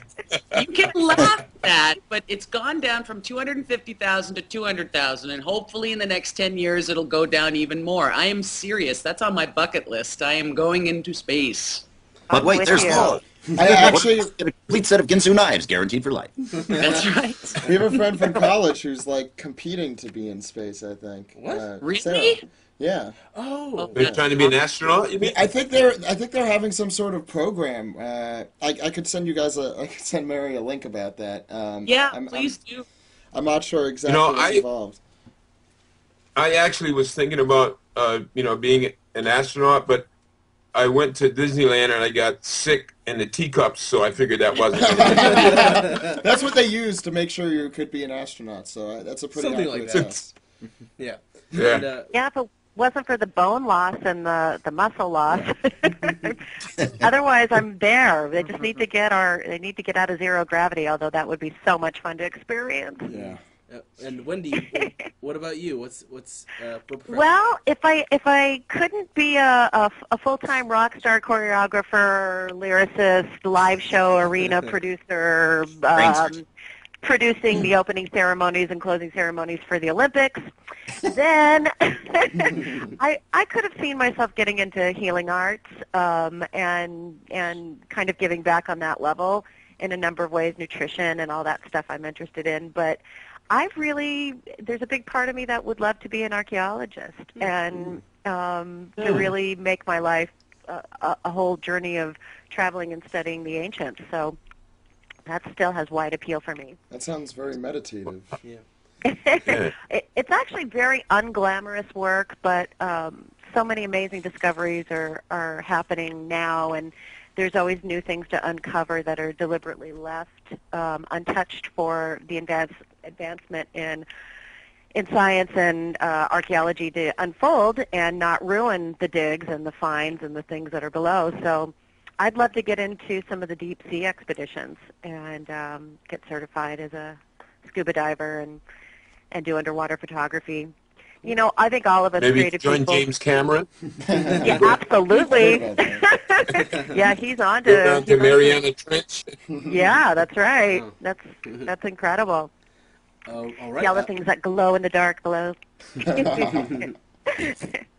Okay, question 9, second to last.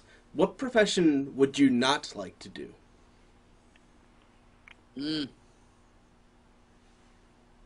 It's still nuclear cleanup for me. Yeah, nuclear cleanup would be one. Yeah. That would be at the top of the list.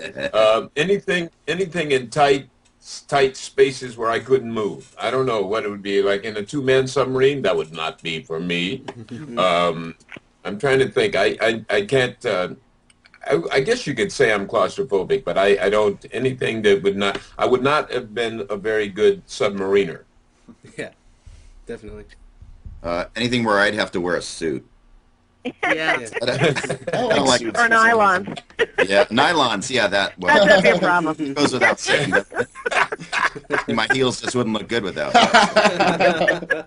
I worked in the corporate world for years, and I can't do it. Yeah, I think there's a lot of voice actors who made that migration. Yeah. Yeah, I couldn't work in an office building. And I just couldn't. The cubicle thing would I don't know, drive me a little cuckoo. Yeah, you know, being just a feeling as if you're just a number in any kind of corporate structure where you're dehumanized on any level, and respect for all the worker bees out there that do work that they aren't inspired by and, you know, are making the wheels turn in our culture and societal structure, because it's not easy for anyone, and I think we respect all the laborers out there, especially those that are just trying to find employment right now. Yeah. And the final question, question 10. If heaven exists, what would you like to hear God say when you arrive at the pearly gates?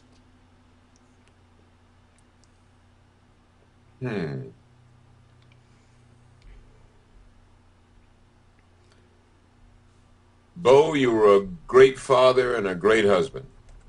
Oh. Take that, Steve. Well, Bloom, you actually found your purpose. Nice. Ready for the next one? Nice. Nice. Come on down. So is that what happens? No, he'd be there greeting you. Yes, that's exactly it. Because It's The Price is Right. There's a bar seat Wouldn't that with my be name on it. Mary E? Yeah. Wouldn't that be up? Yes. Maybe it's a water slide. You don't know. In zero gravity, you know. Zero gravity. Come on over. Come on. Just come on in. That would be.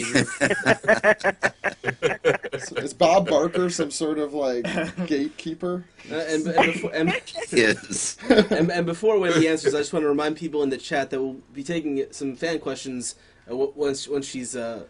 So send in the fan question. Just keep an eye on it for us. Give us some interesting ones, folks. And crazy ones. Wendee, your answer, please. I would, in Steve Blum's voice, the Lord would say, "My goddess, your throne awaits." Oh, wow. How many times have I said that to you? Nothing but modesty in this group. Let's do it again. Yeah, I like that part. Yeah, let's do this again. That's cool. I think we're going to do our last round of viewer questions. Our total is getting up there. I don't want to announce it until we're completely done, but we've definitely made more in the last 2 hours than we have in a very long time. So that's fantastic. Thank you, fans. Thank you out there. And we know people are strapped, so it's really means a lot for those who can to donate. Yeah, that's true. So, Steve, what do you got for us? You look like you're scanning the screen. Actually, I want to ask this question about Spike and Vicious's relationship, sort of how they interact with each other, and what you thought about it. What I thought about it? Well, especially you, Steve, but anyone really. Well, like I was saying before with Beau, he's a very good kisser. It was interesting as we were doing that. We worked in such a vacuum that I wasn't even aware of how the final scenes would play out, and to see how that ended up on screen was just such an amazing surprise to me. I would have liked to see even more backstory on the two of them, and see how they kind of came to be as friends and ultimately enemies. Yeah, you knew there was so much history there, but you didn't really know what the history was. It was just sort of palpable. Yeah. Now, this is kind of a local question, but I can make it a little more global. Jetman asks if Wendee has ever met Aya Hirano, but I'd like to open it up to see if any of you have met any of your Japanese counterparts in the past, or for even if not Cowboy Bebop, for any other show you've done. I have not met her. I have not. No, I don't think we've had that honor. It'd be so great to get us all together. I have seen some of the interviews with her and her first impressions of Fei-Fei, and how she felt she was very vulgar, and it was kind of off-putting to her initially. And it's so funny, me being the bad Western girl, I just thought she was hot and great and just couldn't wait to dive in. But I did get to meet the girl who plays Haruhi Suzumiya and Konata from Lucky Star, and we did a big performance together at Long Beach Arena years ago at Anime Expo, and oh, wow. That was a great experience. We couldn't communicate very much with language, but we did with hugs and smiles, and it was a lot of fun. It's very cool. Anyone else? I got to have dinner with Watanabe-san. I haven't met any of my voice actress compatriots. I wish I had met the woman who plays from Ghost in the Shell. I would love to meet her because I seem to voice a lot of her roles, so I hope she keeps working because that means that I can keep working too, hopefully. But it was great to have dinner with Watanabe, the director and creator of Bebop, just to actually ask him whether or not the ending was true, and he told me indeed it was. So I don't want to give it away to anybody who hasn't seen it, but it definitely ended the way it appeared to end on screen. So that was fun. Oh, so says the writer. What does he know? There's always a chance. Mary Elizabeth, did you plead and beg for more? Yeah. Yes, I did, as always. But I mean, that's the biggest question I get asked about Bebop for the most part is the ending, did that really actually happen, or is it just he's on the floor? And so I really wanted to know, and he just smiled and said, Yep, that's the way it ends. And I said, well, terrific, darn it, do some more prequels, I mean, anything to get us back in that world. But that's the thing about the Japanese writers. They're not afraid to take down the characters you love, and early on. It's so brave in that way, unlike so much of the Western writing we're used to. Yeah. I just had someone had a question for Steve, asking if you were initially cast in Gears of War and how you felt about that game, if you've played it at all. I'm not a gamer, and I did play some roles in Gears of War, and it's really sad, but I don't remember what I did in it. It's one of those things where I went in without knowing what the characters' names even were. They threw a bunch of lines at me and said go. And so, I was part of it, but I honestly don't remember. All right. Now, Steve, you had another one, I think. Son Pan asked, favorite video game that you guys did work for? I love Dot Hack, Black Rose, and Soul Calibur, and Dynasty Warriors. Those are some of my faves. The Silent Hill stuff I've gotten to do has been pretty amazing. I got to direct the last couple games, not Downpour, but the two before it, and I've been doing all the music for it for almost 10 years with Akira Yamaoka, and we're actually getting ready to collaborate on a new project. So it's pretty exciting. We did a concert in Paris last year at a Japan Expo, which was just insane, I mean, to get up on stage and see people singing the songs you've been singing, it was pretty incredible. So I'm a huge Silent Hill fan. Wow. I've done a lot of games. The ones that come to mind would probably be Dragon Age, where I got to play a drunken dwarf named Ogren, and he was vomiting and belching. Finding his wife who left him for another woman, and it was pretty fun. I see what you go for. And then more recently, Mass Effect 2 and 3, and Call of Duty, doing the zombie level as Tank Dempsey. It was pretty fun, too. Dynasty Warriors I kind of enjoyed doing. Yeah. That's exciting. Cool. Steve, yeah. Black Endo asks, what was the strangest gift you received from a fan, maybe at an anime convention, mailbox, etc.? Wow. Beau, you want to take that one? I've actually, the gifts I've received have been pretty cool. I haven't really received anything strange and bizarre, which would have been a lot of fun. But I've been just great stuff. What's the coolest gift you got, if you mind me asking that? Well, I'm actually looking at it now. It's a pad for my mouse, and there's a sketch of Jet. It's really a nice sketch of Jet, and he says, "Oh man, why does Spike always give me the weird ones?" and then the other one says, the other side he says, "I don't guess any of you people are named Billingsley." I guess hunting down some of my relatives or something. But yeah, it's a cool mouse pad, and I have it right here under my mouse. We get some amazing fan art. I Yeah. think all of us have been given some beautiful pieces, and my favorite thing is to collect those and ask the artist to sign them for me. Yep. Right. Their signatures, yeah. Yeah. I do that too. I get to sign weirder stuff than I do get them as gifts. And so the fan art would be my favorite thing that I've received also. I have a big collection of that. And I have them sign it too, Wendee. Yeah.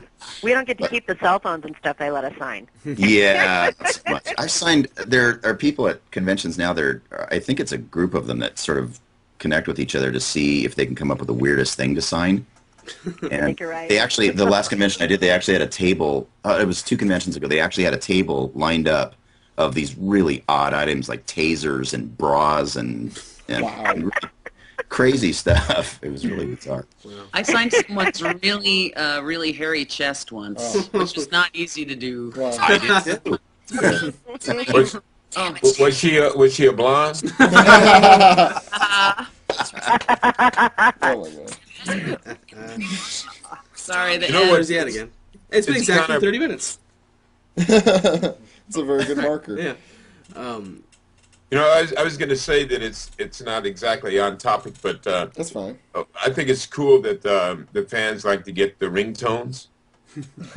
Oh yeah. Or like voicemail messages.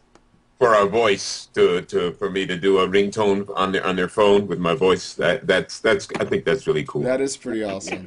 Yeah. Let's see here. Okay. Steve, I just wanted to ask, someone wanted to get your feelings on your character Liron from Gurren Lagann and how it felt to sort of play such a over-the-top kind of stereotype character. Oh, honey, I don't think that's stereotypes at all. It's not over the top. It's just liberating. It's a piece of me that I don't get to express on a daily basis. He's good with his hands. He's really good with his hands, so I like to express that out in the world. That's far too natural, Steve. And he has one of my favorite lines from anything that I've ever I've ever worked on, which is when you screw it in, give it a hard, manly twist. Oh. Oh my god. I remember that. Maybe that's It gives me a reason to wear heels. At least there's a reason now. Yes. Fluorescent heels. Oh man. See? Yeah, keep going. Let's see here.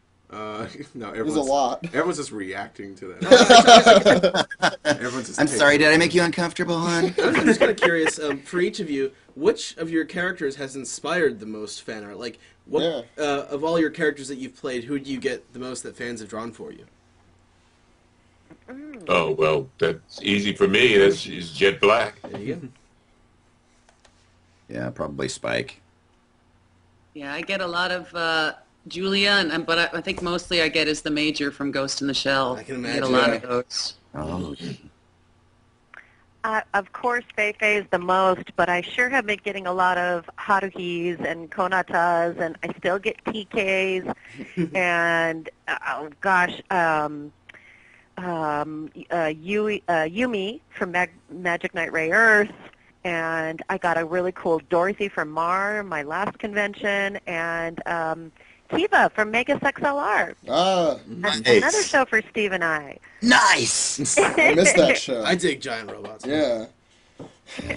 No, Jamie was such a great character just because he was such a little asshole. So great. I think that's what made me love him the most. He was typecast again. No, but that's the thing. I thought it was a very different. I'm like, oh wait, that guy was Spike, and he's in this. Oh well. Who knew? I mean, that show, those characters were designed for us because of Bebop, and they're very different from our Bebop characters. Maybe someone just took it away incorrectly or something. I got to tell you, I had a hard time in those sessions whenever Steve got to bust out the girl scream. It's just killer. I could hardly keep it together every time. That's how it was noted in the script, too, right? Really? Yeah. Yeah. Girl scream. Yeah, I mean, it was so much fun being on a series like that where we have Tom Kenny and Clancy Brown guesting on our show. Yeah, that was insane. You know, when we kind of stopped and turned into fanboys and girls and want their autographs.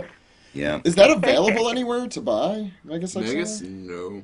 I don't think so, no. It went away long before its time. It's sad.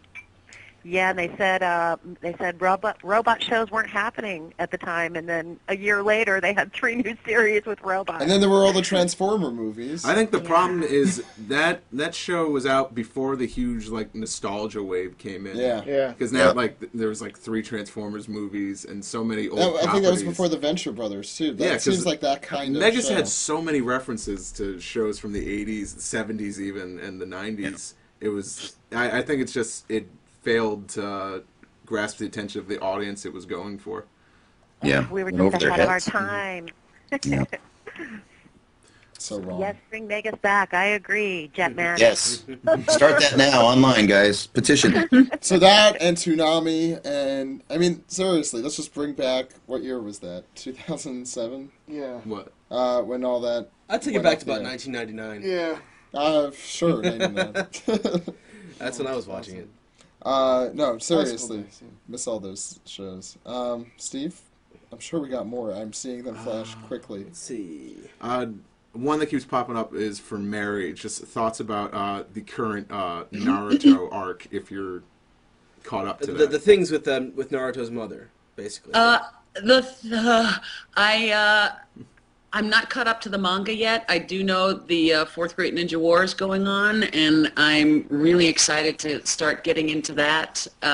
We're just starting to record again, getting into the Pain arc, which is very exciting, but I'm not caught up with Kushina yet. I have to get caught up. I have to find the time. I'm going to marathon it, so. Oh, and another question here about Bebop is, what was the inspiration for Punch's accent? Well, Paul St. Peter came in, and, I mean, we weren't sure if Punch was supposed to be Hispanic or, so we had no idea, so I just thought that he would be a really bad actor. We had him do sort of a Tex-Mex. It came out of inspiration of let's do the worst Hispanic Texas or Southern accent we can do it, and we really keyed in on shucks howdy. I mean, it just. Oh my God! I love that. That's funny. We tried to make him as bad an actor a voice actor in terms of accents as possible, and I really think it worked. We had so much fun discovering that. That was so much fun. Big kudos to Paul St. Peter. He was amazing. Just as a reminder, 15 minutes left to be eligible for the signed script of Cowboy Bebop the movie, Knocking on Heaven's Door. The current donation, high donation, is $500, and you have 15 minutes to get in that. 15 minutes. Clock is ticking. If you want to. But we still accept donations after that. You just can't win that fabulous script. I don't want to say prize, but script. And everything.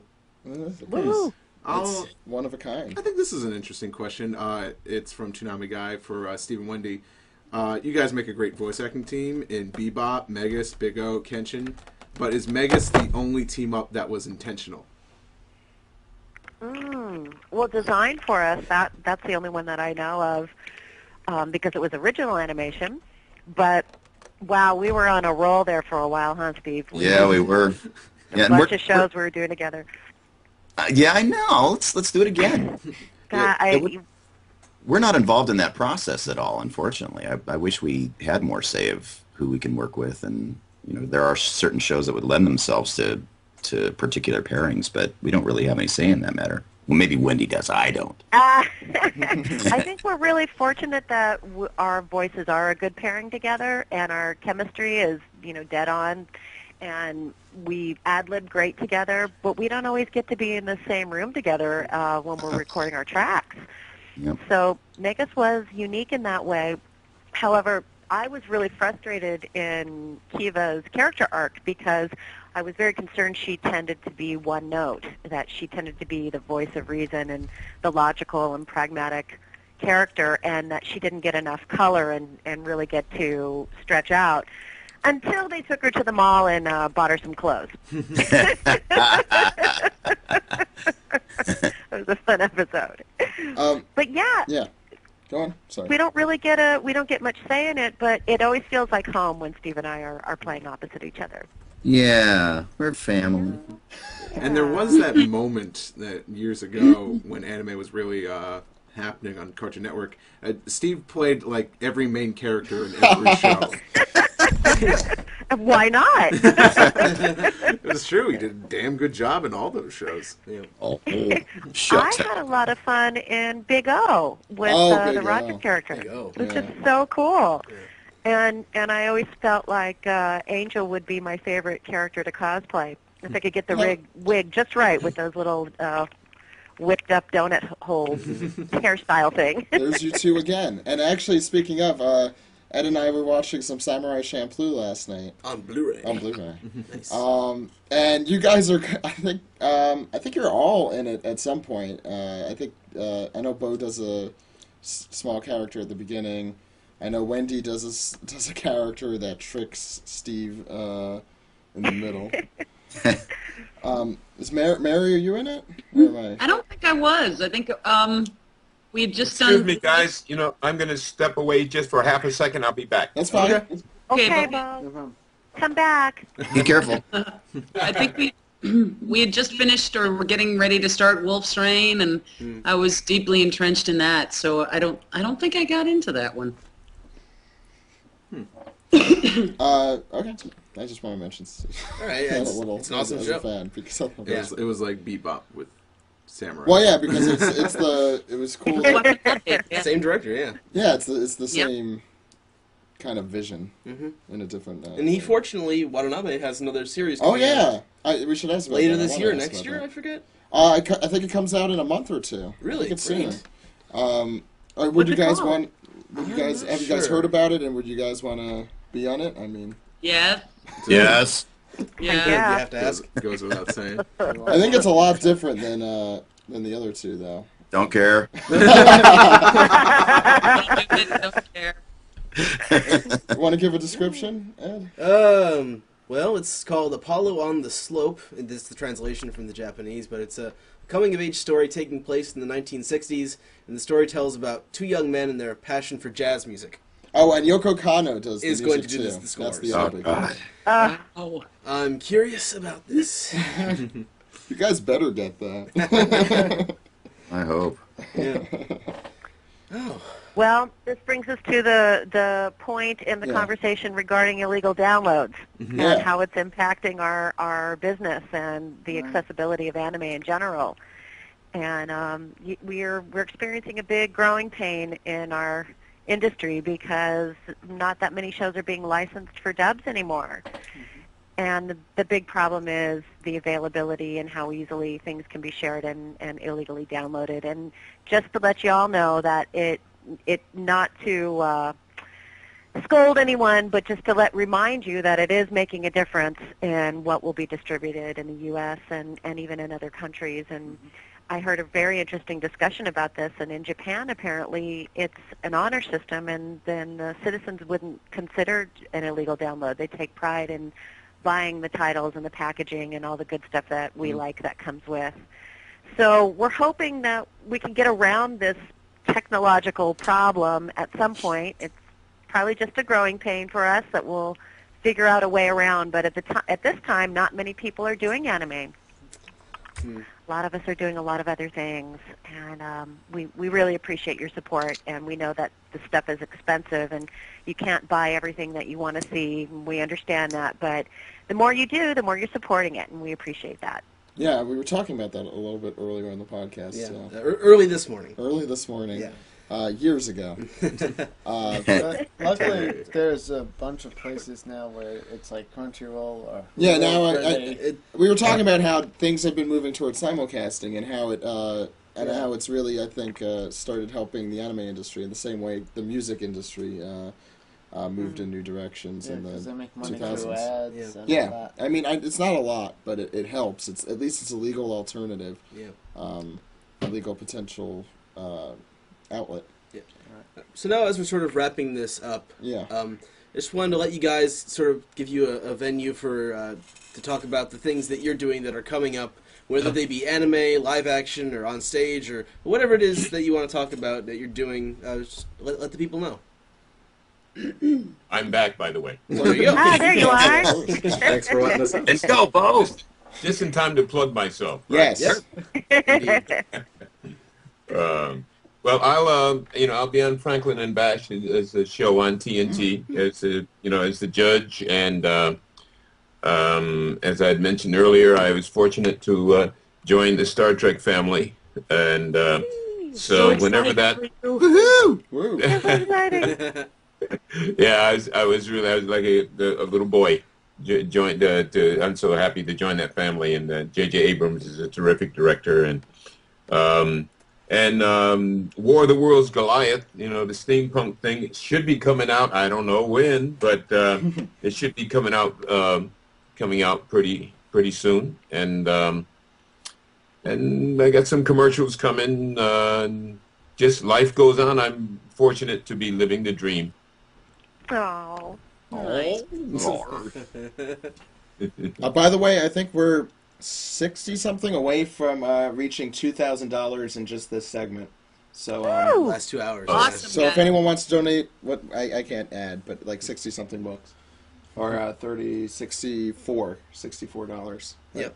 Yeah. Fantastic. Yeah. Continue. So. Who's next? Steve.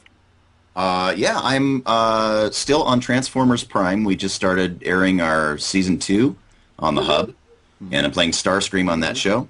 Yay! And really fun, really fun. We have a Transformers show for kids called Rescue Bots, Transformers Rescue Bots, that kind of brings a whole new generation of Transformers out there with new Autobots. No Decepticons this time, but kid-friendly Transformers, and it's done in a really interesting animation style, and that's also on the Hub. Superhero Squad just got picked up by the Hub, so that's going to get a second life. Nice. And Mass Effect 3 was just released. Yeah, everyone is talking about that. So yeah, I've seen. Pretty cool, pretty cool. And Guild Wars 2 is coming very soon. They keep telling me, so they say that don't give up on it yet. It's coming. Yeah. It's absolutely coming. And then I have some spots on the regular show that are coming up pretty soon too. So that's going to be pretty fun. And I have a lot of other big things that I'm not allowed to talk about yet, but I will announce soon on my website. Cool. And what is that website? Thank you for asking. Wendee is so good at this. It's you hide it. It's SteveBlumVoices.com. There you go. Yay. Mary?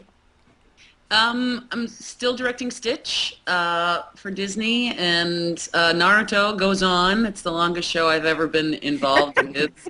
Gosh, like 7 years, I think, we've been doing. You guys got to talk to Miley yesterday, I think, and it's one of my favorite working relationships is Miley Flanagan. Oh, she's awesome, yeah. Oh, she just makes me laugh. She runs around with her Emmy every Yeah, day. she was on at the beginning of the show hours ago with her Emmy. Yes. She's a whore for that thing. I'm sure she did good. Hey, Mary, when's Stitch coming out in the States?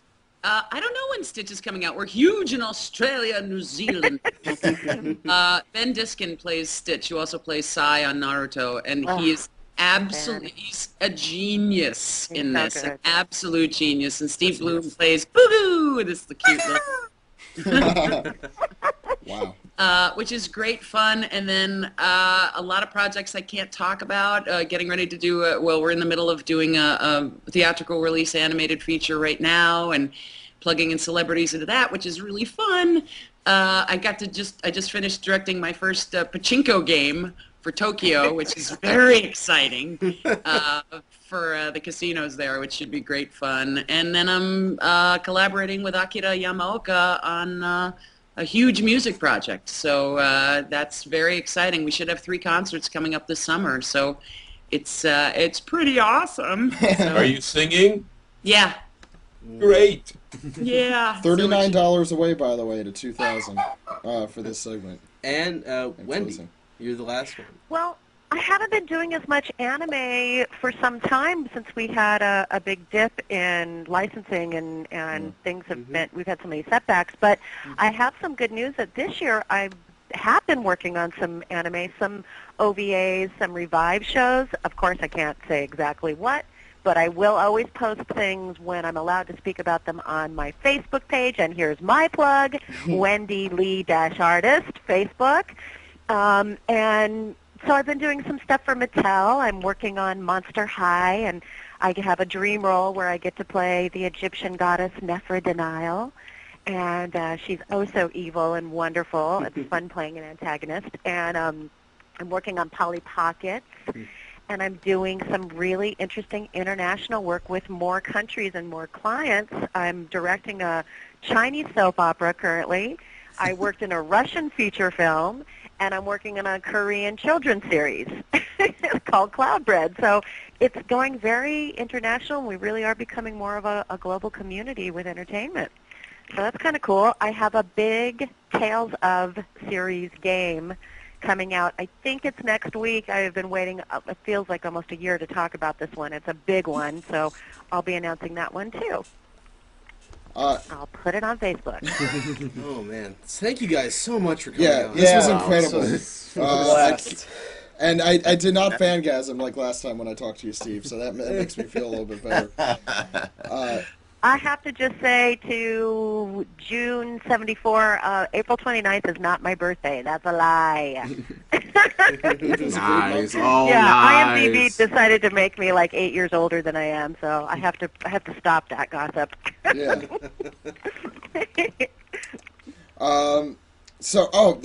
Everything from the... I can't believe how much we've done in these 2 hours. But before you leave, I think we have to say how much we raised. We did, in that one little thing, Wendee, we did manage to pass 2,000. We raised $2,011. In just the 2 hours. Yes. So... You guys rock. You guys rock. It's completely you guys. Oh, man. Unbelievable. I just want to find the final total here. So that's 38 0.046 minus 3,700, and so 7,346 we're at total today. There you go. Wow, fantastic. Great work, guys. Great work. It's great having you That's guys awesome, on. you It was guys. amazing. Yeah. It was, Awesome. Yeah, I hope we could do this again sometime. Wow. Yes, Or just- definitely. Or just hope conventions are aware of this and they take advantage of what you guys did today with the live reading. That's just something you don't see every day. It's No. yes. not for a lot of things. So much fun for us, too. And I Oh, mean, definitely. I know. We should also give some credit to Stephanie Shea, who originally came up with the idea of us doing a table read of an episode together, and it's just been a wonderful start of a great tradition, Yeah. perhaps. Exactly. Yeah, I hope so. And I mean, I know how much Cowboy Bebop means to the anime community. And us. Heck, And everyone. I met my first friend at college through Cowboy Bebop. My RA was coming through the floors, and I was watching Cowboy Bebop, and he saw me. He's like, "Holy crap, you're watching Cowboy Bebop!" And we just started talking for a while and became really good friends. Anime makes friends. Anime makes friends. Wow, Yes. we're going even further up here. So thank you guys so much. Yes, it was thank an you. honor to have you all on. Thank you for having us. It was a great pleasure, and to be back with the family, I can't tell you guys how wonderful it is to hear all your voices. We're not in the same room, but in a way we are. So I love you all. Oh, yeah. Love you too, Bo. Love you all of you too. guys. Love you guys. Love you so much. I love you. What you love me. Forget about it. Yeah, and Wendee and Steve. You guys, thank you so much for organizing this incredible event, and congratulations on year 2, and for keeping our eye on Japan and supporting in this incredible time of need for them. And there's a lot going on over there that's not really getting a lot of coverage, but if any of you are interested, there are some groups that are monitoring some of the nuclear problems that are happening there. And Helen Caldecott is a wonderful Australian physician who leads a group called Physicians for Responsible Medicine, and she's covering in depth what's going on post the nuclear meltdowns, which continue. So on that sober note, I just wanted to say there's much that we can still be doing as a global community to support Japan. Definitely. We've been stressing that all night as well, the continuing problem. And Steve and Wendee especially, I want to thank you for really making this possible. Yeah. Yeah, so I'm going to just end up thanking you for 20 minutes. So Well, it was great having you guys to be a on. part of this. Yes. We love you, man. I really appreciate it. Thanks Thank so you much, for putting guys. together the whole Bebop thing. It was a Yeah. brilliant idea. Yeah. So whoever Yay, came up with thank that idea, thank you. Yeah, I think Wendee, or I don't know if I want to take credit for that. It's too awesome. Thanks for coming on. Thanks for coming on, guys. Thank you, everybody. Thank you, guys. Thanks for having us, everybody. Bye. You guys have a great Space day, Cowboys. everybody. Bye, guys. We Thanks. still have Bye-bye. another 3 hours to go until we hit the 24 See you, hour Space mark. Cowboys. Bye. Big deep Hang in people. there, you guys. Hang in there. You can Yep. do it. You can Good. do it. I don't want to hang up. I don't want to hang up. Jason, hang up. Okay, Mary, you got to be the last word. You got to tell us all to get out. Get out! Get out! Zaga, zaga, zaga. Get out of the booth. Get out. Get the chopper, Monica. Get the chopper. I have one final thing to say. Bang.